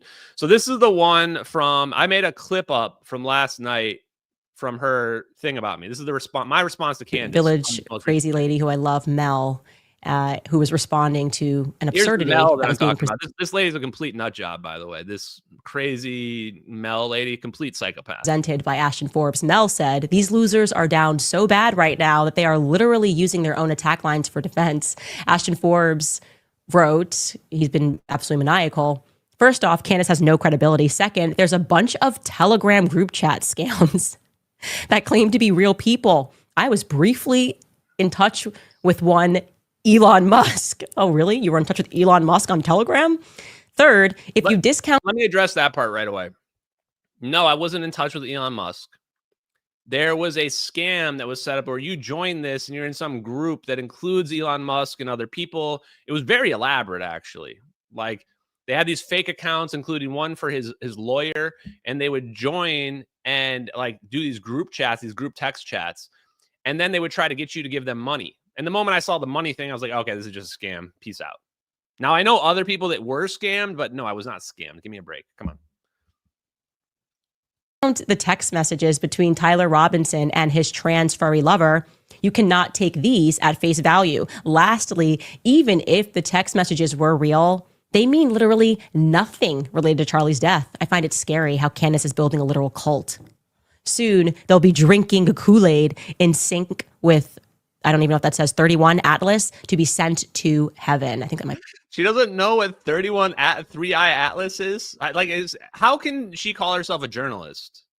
She's not even familiar with the whole comet thing that's been like all throughout the news. Does she actually look at Twitter at all? It's everywhere. Be a cult, actually. That's how I'm not in a cult at all. So much I don't even recognize was probably a very. I'm not in a cult. What do you mean cult? I'm not in a cult. I'm so much not in a cult. I don't even recognize cults. Big cult's name. Oh, that's interesting, Candace. So you're not in a cult. So let me just ask some questions. Are you actually a Christian? Do you actually go to church? Who is it that connected you to your husband? Was it John Mappin? Because John Mappin's a Scientologist who believes the lizard people are controlling the government. He's good friends with David Icke. The way I know this for a fact is John Mappin has tried to recruit me to Scientology multiple times. I'm curious, has he ever recruited you to Scientology? I'm not accusing you. I'm just asking questions. Like I just said, had a vivid dream this weekend, and Charlie came to me and he told me that he was betrayed. And so for me, you don't have. What? How? Chat. This is why. This is what I learned in Magic cards. Never celebrate before the game is over. Never celebrate before the game is over. The very next thing she does, this is from the same exact video, by the way, is that she claims that Charlie Kirk came to her in a dream. What's her evidence that Charlie Kirk was assassinated by Israel or whatever else she's trying to insinuate? Charlie Kirk came to me in a dream. And you're telling me this isn't a cult? This is exactly what cults do. And my response, I'm literally asking. This was started off as a joke, but when I look at this woman's eyes now, I'm actually wondering if she's in Scientology. Her eyes look just like what Tom Cruise looks like, and the other people who are just completely lost in a cult look like. They look like there's no soul behind them. There's nothing going on in their head. There's no hamster running around there. It's just like deers caught in the headlights type situation. So let me go back a little bit. Charlie Kirk came to her in a dream, chat. I'm just asking questions. Like I just said, had a vivid dream this weekend, and Charlie came to me and he told me that he was betrayed. And so for me, you don't have to believe that, but I do believe that. By the way, Atlas 3I is a comet. It's a reference to the Heaven's Gate cult that drank a bunch of Kool-Aid and killed themselves because they thought that the comet coming by was going to make them go to heaven. I really hope that's not where this is leading up to. Wow. Chat, never celebrate before the game is over. So, Candace Owens decides to go completely off the deep end, chat. Goes completely off the deep end, has a dream, claims that this is how she knows, and somehow these text messages, which the text messages don't have anything to do with Charlie Kirk's death. There's nothing connecting the text messages to Charlie Kirk's death at all, which is kind of weird in terms of like why they would try to make this about that. But here's the best point. The best point is this. Let me pull it up here.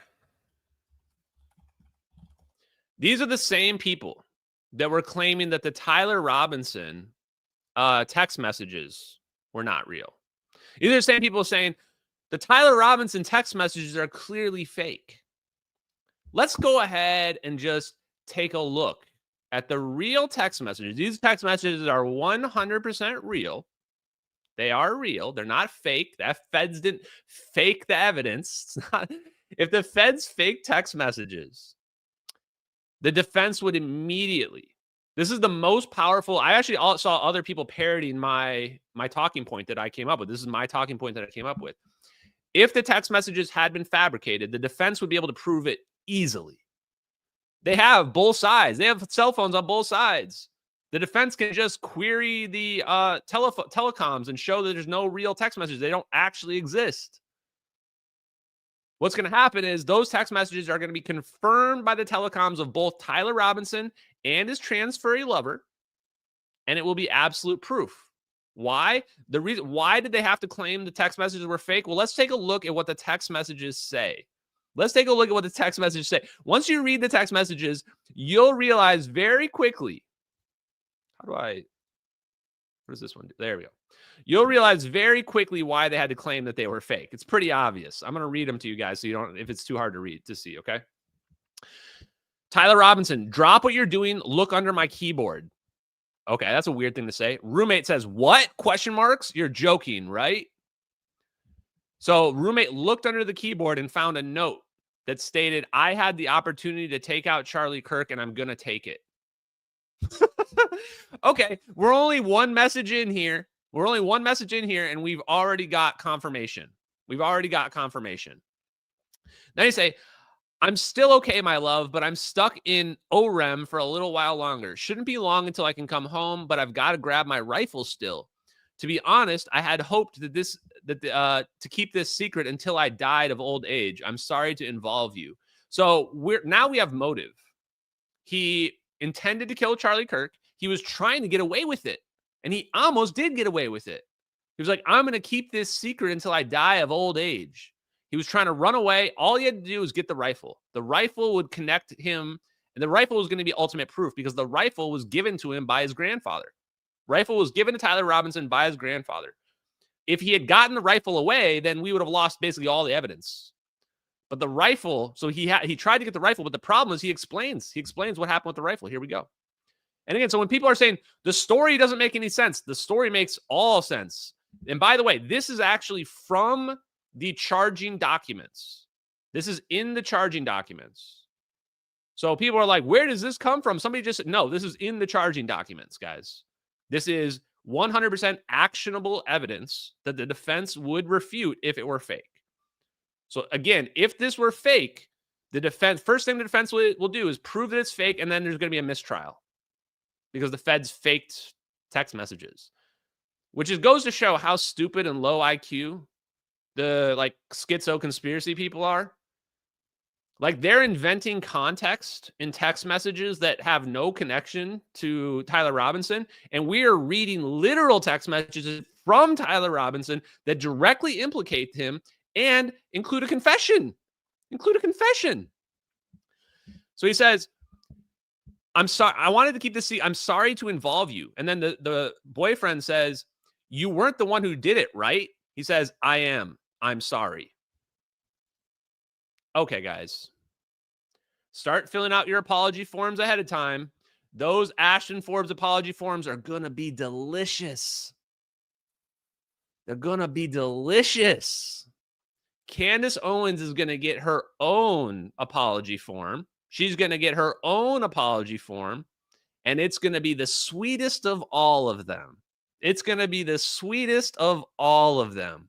I'm going to drag every single one of the schizo influencers that were pushing this bullshit Israel crap. The crazy part is they try to claim that there's evidence that Israel's involved. There's no evidence that Israel's involved. Like, none. Objectively speaking, there's no evidence Israel's involved. The evidence that Tyler Robinson is the murderer is beyond overwhelming. Beyond overwhelming. Again, this has nothing to do with the FBI or believing the FBI. These are text messages from their phones corroborated by the internet from the service provider. They're corroborated by the service provider. It's not a matter of believing the FBI. This is what I don't get. Like, you people out there that are conspiracy people are so stupid.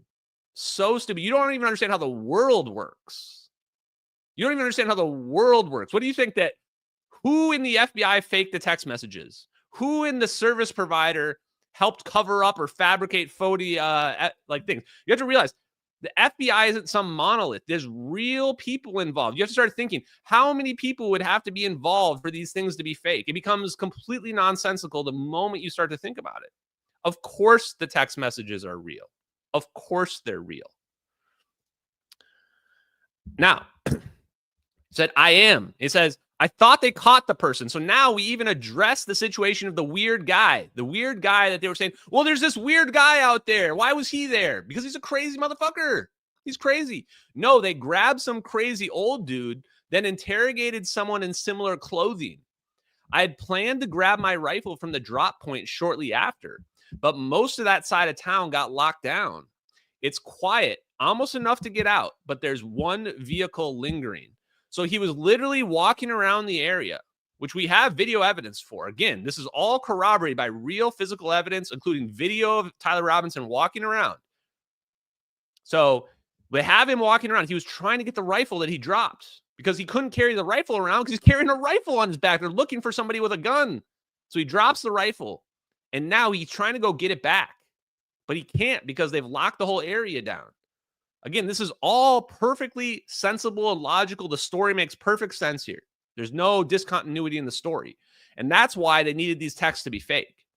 The schizo nut jobs need these texts to be fake because it blows up their whole fake narrative they were trying to build. Blows up their whole fake narrative they were trying to build. And I'm going to say it again. I'm going to keep saying it.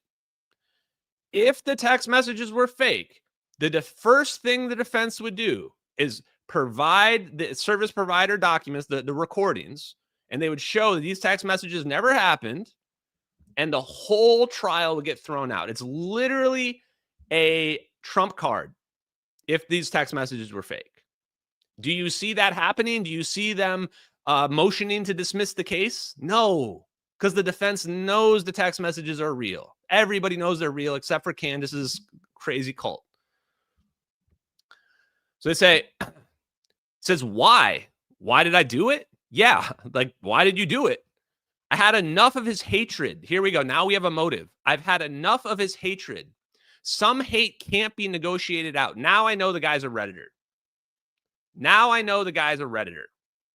Some hate can't be negotiated out. If I am able to grab my rifle unseen, I will have left no evidence. So now we see he was also trying to get away with it. He was also planning to get away. If I got the rifle, I wouldn't have left any evidence behind. He was going to get away with it. He almost got away with it. Like, this guy was almost, like, there wasn't a lot of ways to find him. He was a random dude who committed a random act of violence. And he says, going to attempt to retrieve it again. Hopefully they have moved on. I haven't seen anything about them finding it. So he's literally monitoring social media, monitoring the news to see if they found the rifle. Now, when they find the rifle, it's game over because they have his DNA on the rifle. The rifle matches the one his grandfather gave him. Eventually, they would catch him. Eventually, because they've got the rifle. And they would have. It could have taken a while, but they would have got him. He says, how long have you been planning this? So now we have premeditation.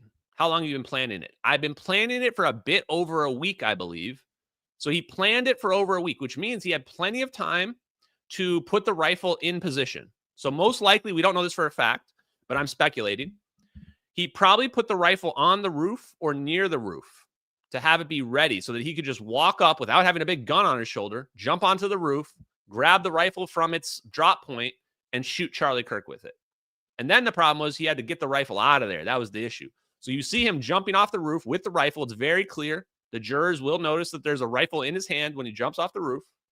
So we know he took the rifle with him as well.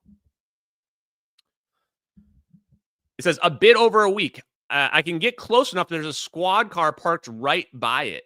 I think they already swept that spot, but I don't want to chance it. So he actually hid the rifle too. He hid the rifle as well.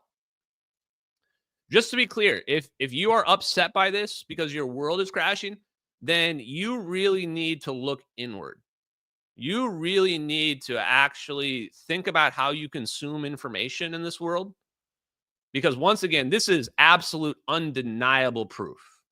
And this is only one point of proof. We have 3 pieces of DNA that connect to Tyler Robinson and 3 more confessions than this. This is just one of the confessions. There's 3 more too.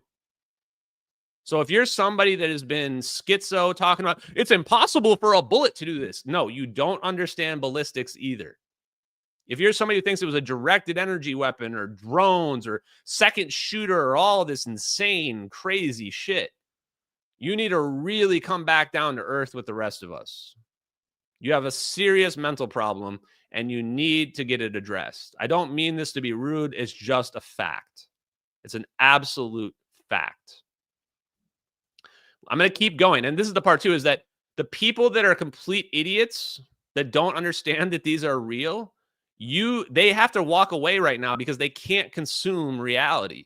Because when someone tells them reality and their world starts to fall apart, the cognitive dissonance doesn't work. They're like, ugh. And then they immediately assume I must be bought out. I must be in on the conspiracy too. Everybody that tries to tell them the truth is in on the conspiracy. And this is what's going to happen, is that he's going to be found guilty because this evidence is overwhelming. And they're going to go, no, it's all fake. The court system is fake. Everything is fake. The jurors are in on it. Everyone's in on it, right? Like, this is the problem, is that when you go too far down the rabbit hole, the conspiracy just has to get deeper and deeper. So I'm begging you right now to step back from the ledge. Step back from the ledge. Come back to reality with the rest of us. Reject the psychos, reject the schizos, reject the grifters like Candace Owens and Ian Carroll. They're lying to you for money. They're abusing the fact that you can't think clearly, that you don't have critical thinking. They're abusing it and taking advantage of you. Again, this is just the truth. This is the unfiltered truth. You're never going to hear this from someone like Candace Owens. Let's keep going. One more page.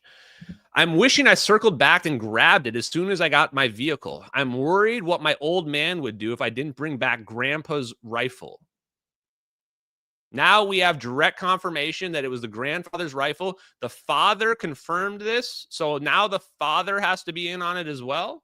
Now the father of the shooter has to be in on it now, 100%. In order for this to be fake, the father has to be in on it. That means the father had to have sentenced his own innocent son to death in order for Tyler Robinson to not be the guy. Do you guys understand that? Do you understand this? This is why I'm a better investigator and detective than Candace Owens will ever be in her entire life. in her entire life. Because this is just simply taking the evidence that's available and reaching logical conclusions. Now, if you believe that Tyler Robinson is not the shooter, his dad must be in on it because his dad told the police that it matches the rifle they found, matches the one that his grandfather gave to Tyler Robinson. And now we have a message from Tyler Robinson confirming that. Tyler Robinson is going to get the death penalty. Tyler Robinson is going to be put to death because he's the one who shot Charlie Kirk. Now, the only chance you have is you're somebody who's one of these schizo, conspiratard nut jobs. What you should have been doing is you should have been going down the angle where did somebody pay Tyler Robinson or were there other people involved? That's the only possible story that's even still at play. And that's not going to work out either because they're probably not going to find any payments or anything. But, you know, that's possible at least.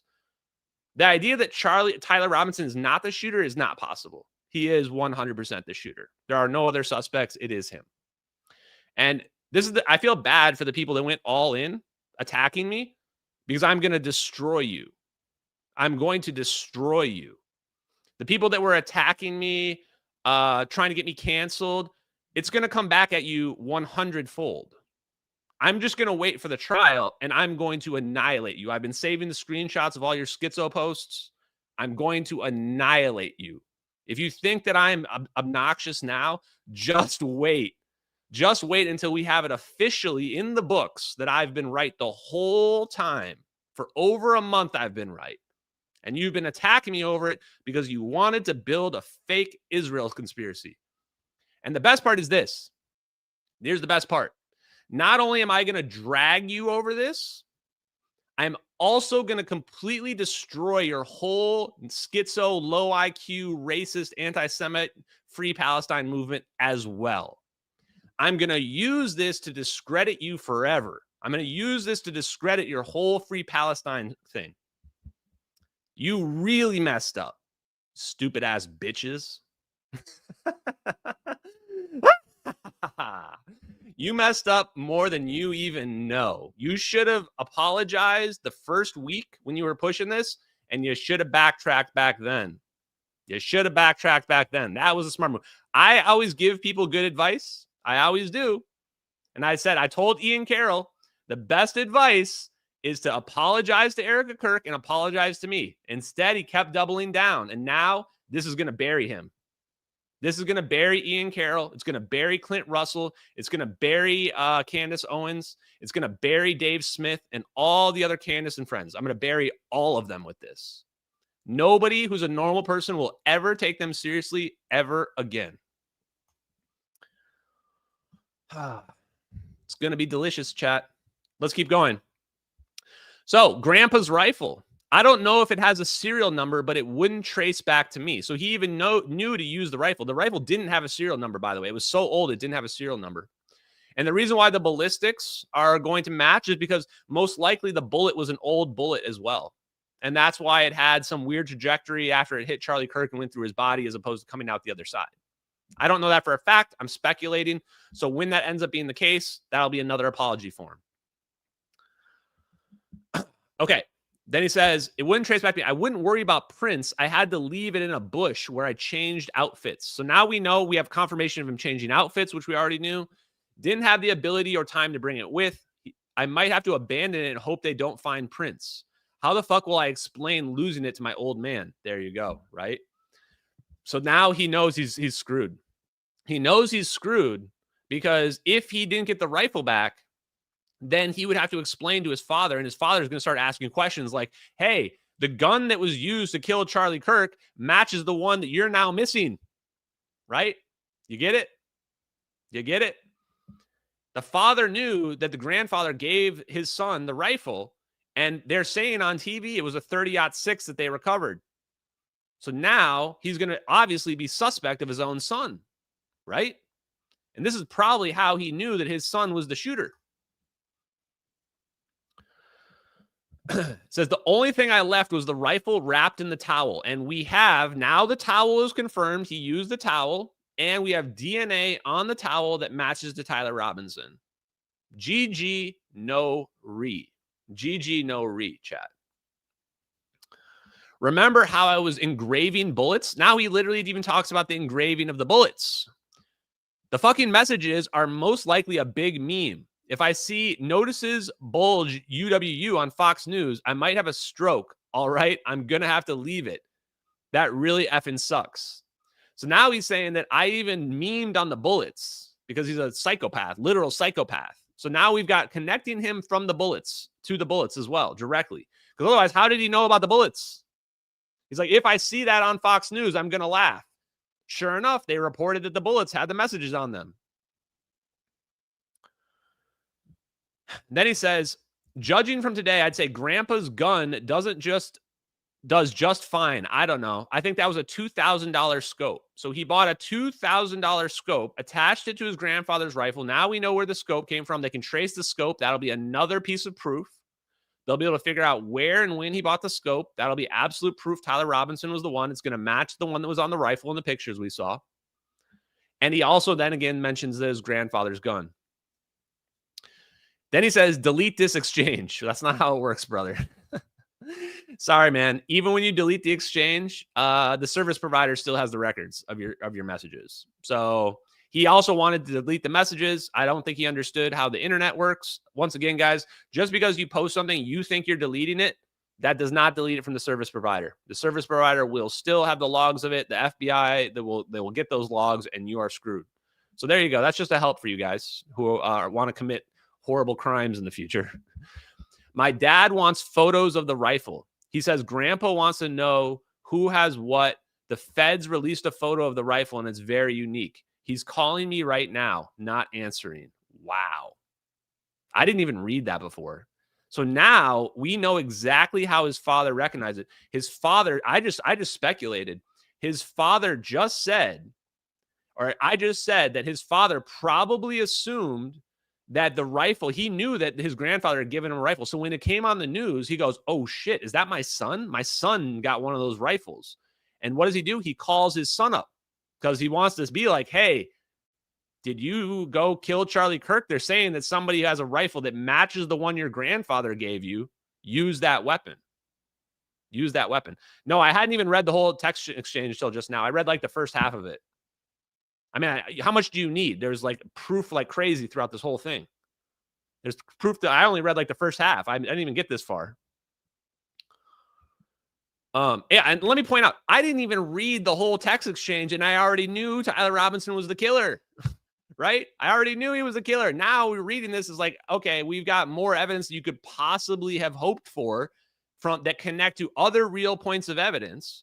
And now we know how the father was able to identify his son because he knew about the rifle. He knew about the rifle. Since Trump got into office, my dad has been pretty diehard MAGA.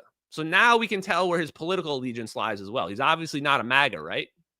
This is not something you say if you're a MAGA. This is something you say when you are going against your parents.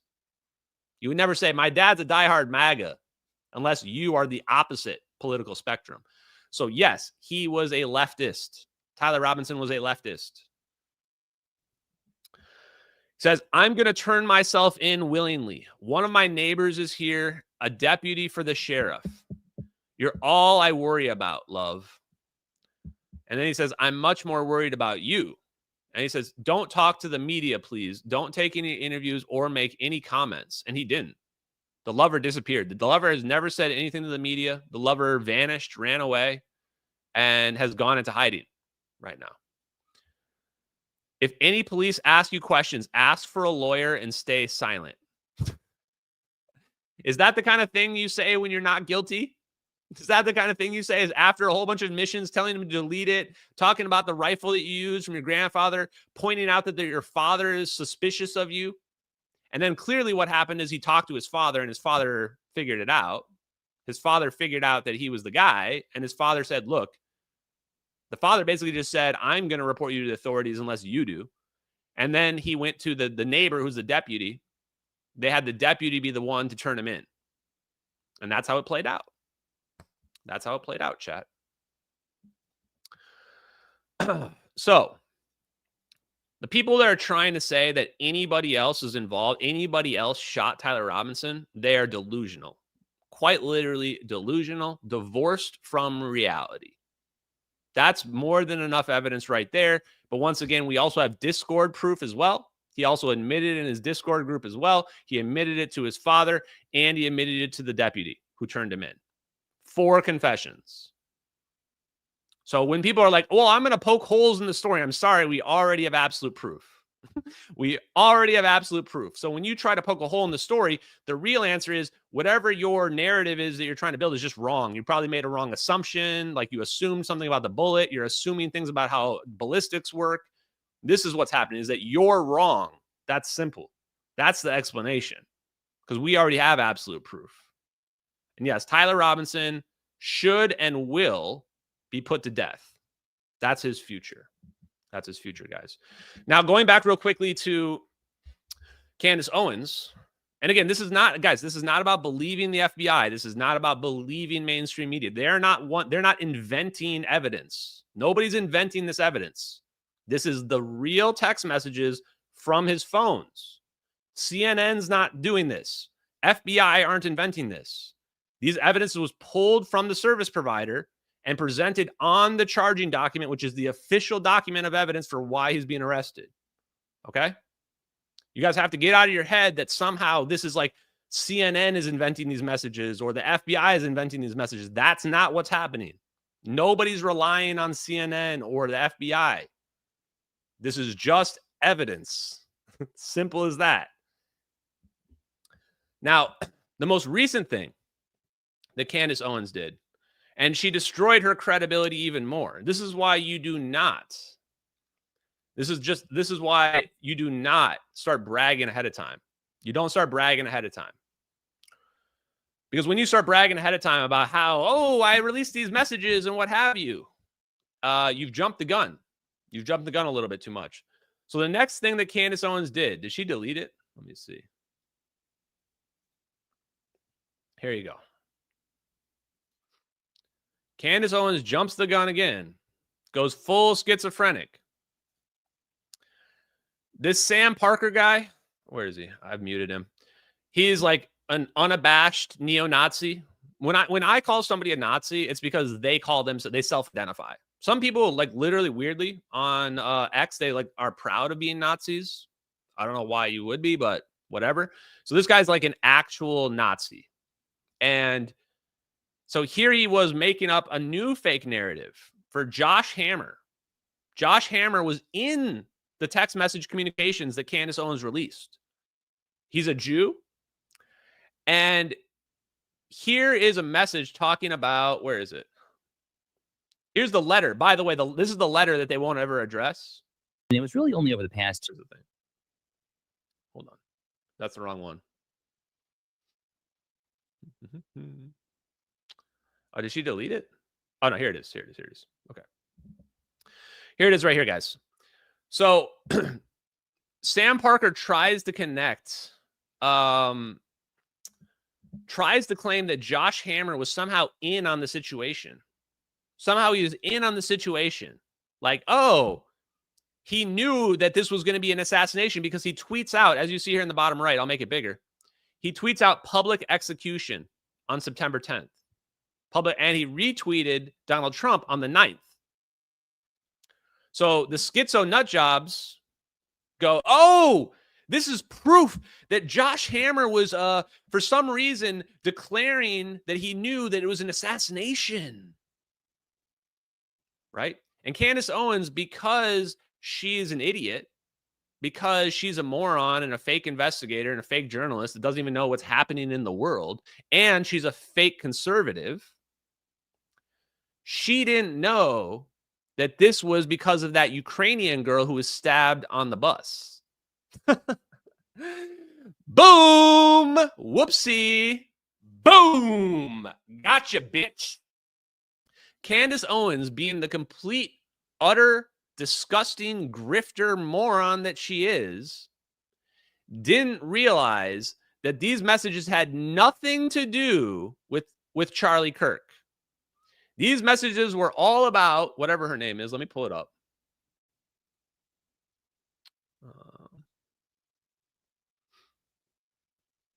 Where are they?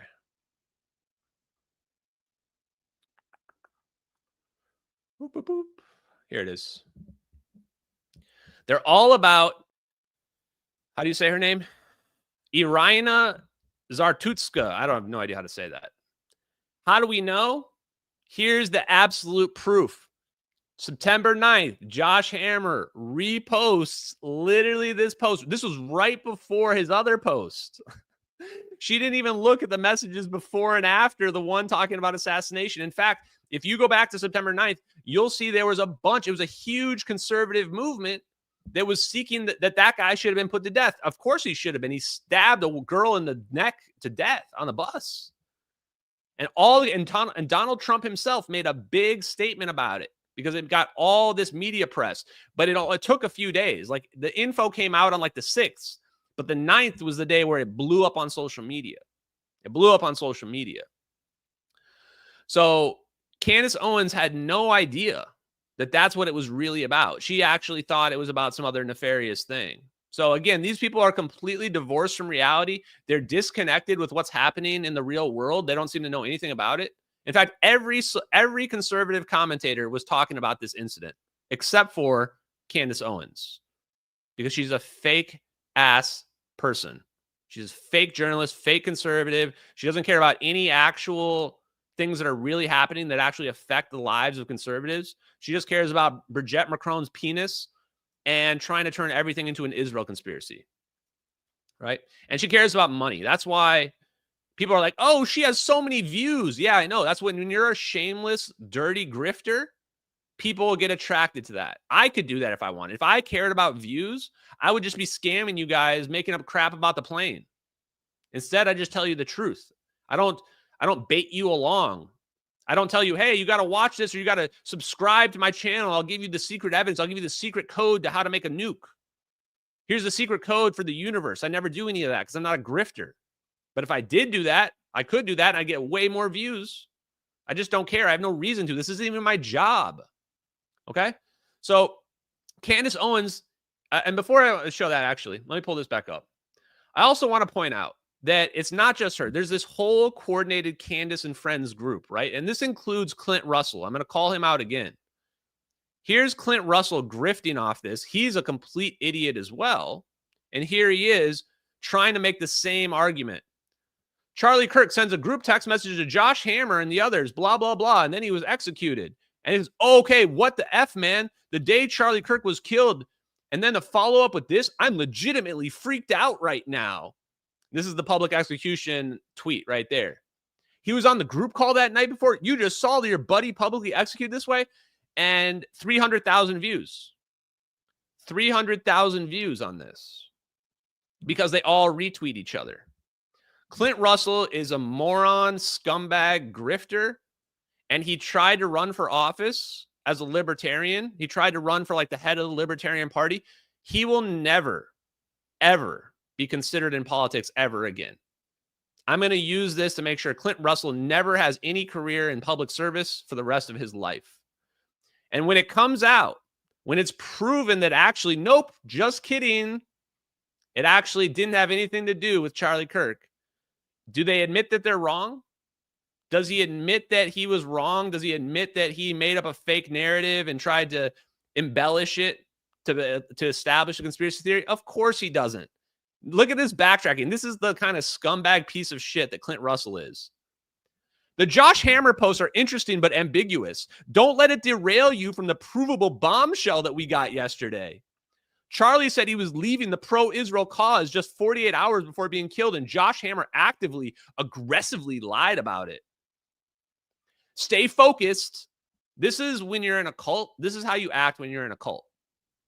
This is like you're the ringleader of the cult. You're trying to get everybody riled up. That's how you post. Clint Russell is an unabashed piece of shit. And here you go. I wanted to show you how they retweet each other. So here's that psycho bitch Mel, who's a complete nut job. Here's her going, exactly. Don't focus on the thing where we just got caught out lying. Don't focus on the fact that we just got caught out making up a complete fake story that we're so stupid that we didn't even know that it had nothing to do with Charlie Kirk, and it was all about this Ukrainian girl. And he goes, okay, exactly. Forget that. Don't worry about that. He's like, And then she goes, and she doubles down on it. I have no doubt he's going to pretend like he was quote tweeting about the Iranian girl like everyone else. And it's true that we can't prove anything otherwise. My God, these people are just the worst kind of people. And then, of course, she's quote tweeting Clint Russell, and then Clint Russell is retweeting her as well for maximum views, maximum engagement. This is how the grift works. This is how their little network of schizo, divorce from reality, nut jobs works. So I am going to use this to end their careers. They will never be considered credible figures ever again. They will never have anything to do with politics ever again.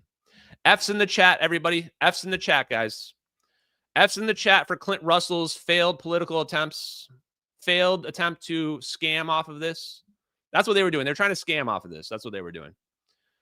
And they've been caught lying multiple times now. They've been caught lying multiple times. And they, of course, they will never admit it, right? You just watch them try to backtrack away from getting caught in the middle of a lie. How embarrassing is that? How embarrassing is that? And the best part is the queen herself, chat. The queen herself, chat. Candace Owens. This is why you learned a valuable lesson. Never, ever celebrate before the game is over. Never celebrate before the game is over. Because here's Candace Owens right here. Doubling down. She's doubling down after it gets proven that it was actually about Irania, what's her face, the Ukrainian girl. She goes, there's not a shred of proof that you can produce that Josh Hammer was referring to Irania. She doesn't even spell her name right. She doesn't even spell her name right here. Doesn't even spell her name right because she doesn't have any idea who she is. She had no idea about the situation because she's a fake conservative. Not one, not even his own public statements about Irania's murder spells her name wrong again. There was no new information about her murder that day, so it wasn't even trending. Yes, it was trending. This is like literally everything she's saying here is provably false. It was trending all day. Donald Trump made a statement that day about it. It was literally the only thing going on social media on the 9th. It was the biggest thing going on. Everybody, in fact, if you just look on social media, you can see that everybody was talking about it. So not only is she a stupid, ignorant, low-class grifter, she's also a complete moron as well. Also a complete moron. And this is the problem. Now she's 100% been caught in a lie. She's been caught doubling down in the lie. And now we know for a fact we can just use this to hammer her. So when people say, what has Candace Owens ever lied about? This is their favorite grift to go to. What has she ever lied about? Well, she definitely lied about the Josh Hammer texts. And she was so dumb that she actually doubled down on it, the lie as well. And I'm going to go back and say she lied about the $150 million payday. She lied about the meeting that was supposedly some nefarious meeting. Everybody refuted that. And she lied about the letter that Charlie Kirk sent to Netanyahu as well. So she's been caught lying four times, and that's just in the last month. And again, what's her evidence? What's Candace's evidence for any of her claims at this point? Let's go to the tape. Had a vivid dream this weekend, and Charlie came to me and he told me that he was betrayed. And so for me, you don't have to believe that, but I do believe that. And it was the immediate sense I got, actually. And I don't know who exactly it is that betrayed him, but I also felt in the dream that it is soon going to be revealed, that it's actually inevitable that it is going to be revealed, that there is nothing and no one that is going to stop the truth from coming out, and it is going to have international consequences. Yikes. So, question I want to ask, are you a Scientologist? You look like you're a cult member to me. You're acting like you're in a cult, and I know that you're connected to John Mappin. In fact, the story goes that he connected you to your husband. John Mappin tried to recruit me to Scientology multiple times. I'm making that public statement right now. No, I never told that to anybody before I posted it the other day. He called me multiple times to literally talk to me about how great Scientology is and how I should look into it, join the literature, whatever. Of course, I'm not interested in joining cults, so I said no. Candace Owens seems like she's the kind of person that would fall for that for sure. And now her actions have gotten more and more erratic, so I wouldn't be surprised. I legitimately want to know if she's in a cult. Okay, guys, let's go to the super chats. Thank you guys for hanging out tonight. Thank you in the pill chat as well. Matt1776 gifted the cookie. Nom, nom, nom, nom. Thank you very much. Any idea why employment economy is so rough? Anything to do to make it better? Well, the fact that technology takes jobs away, right? And the other part of it, too, is the immigration. If you let a bunch of illegal immigrants, like I've been ordering food on Uber. I'm kind of a hypocrite myself in that respect. And most of the people who deliver me the food don't speak English at all. Now, should those jobs, do Americans want to do those jobs? You can make an argument there. But the point being that as we advance towards an AI automated economy, we have to find new jobs, new industries. We should be, if we're smart as America, we should be pushing towards fusion power, jobs in fusion power, high tech, high paying jobs in fusion power. That's my answer for you there. And then actually, we already did these other donations, so I think we're good. Thank you very much for that, guys. Thank you, Eddie, as well. Thank you for what you do. It says, respect to you, Ashton, technical research, investigation, and calling for the truth. Take no crap from anybody. I don't take crap from anyone ever. That's just how I roll, guys. So lastly, thank you guys in the Rumble chat. Appreciate you guys. So guys, I hope you learned. Be critical thinkers. Critical thinker doesn't mean that whatever you hear is wrong. Whatever you hear from the authorities is wrong. That's not critical thinking. That's not what critical thinking is. The scientific method requires you to develop a hypothesis. So what you ask these people is, who do you think killed Charlie Kirk? We know it was Tyler Robinson. So who do you think killed Charlie Kirk? If you can't answer, if you have no suspects, then you haven't done any investigation. You haven't done any actual work. That's like the Redditors saying the videos are fake. And you say, okay, where's the plane? And they go, it's like the ocean's really big. No. That's not a hypothesis. Where is the plane? Who is the hoaxer of the videos? This is the exact same situation. You need to build a hypothesis. If you don't build a hypothesis, you are simply ignored. That's how investigations work. Make a hypothesis, compare it to the evidence. So I hope you guys have a great night. It was fun talking to you guys tonight. We'll talk on Friday. We're going to bring up some science back. I've got some amazing scientific papers that we're going to review on Friday, and we'll see what's going on in the political world. We'll talk some more about that. Oh, and yes, I think I'm going to go ahead and announce it right now. As some of you guys suspected, I am going to be talking to Jason Giorgiani again. Still a few weeks out, but we're going to be talking to Jason Giorgiani. The Stephen Greer interview, I'm not going to say exactly when. That'll drop at some point. And the only reason I'm not saying when is I don't want him to get swarmed by a bunch of bots as well, but he's a smart enough guy that I don't think he'll fall for any of that anyway. But Jason Giorgiani is going to be a banger. It's probably going to be the best podcast I've ever done because we're going to have a back and forth. And now both of us, now I've caught up to kind of some of his level, but he knows the history. So it's going to be absolute fire, guys. Have a good night. Love you, MH270X. I'll talk to you later. Peace out, everybody.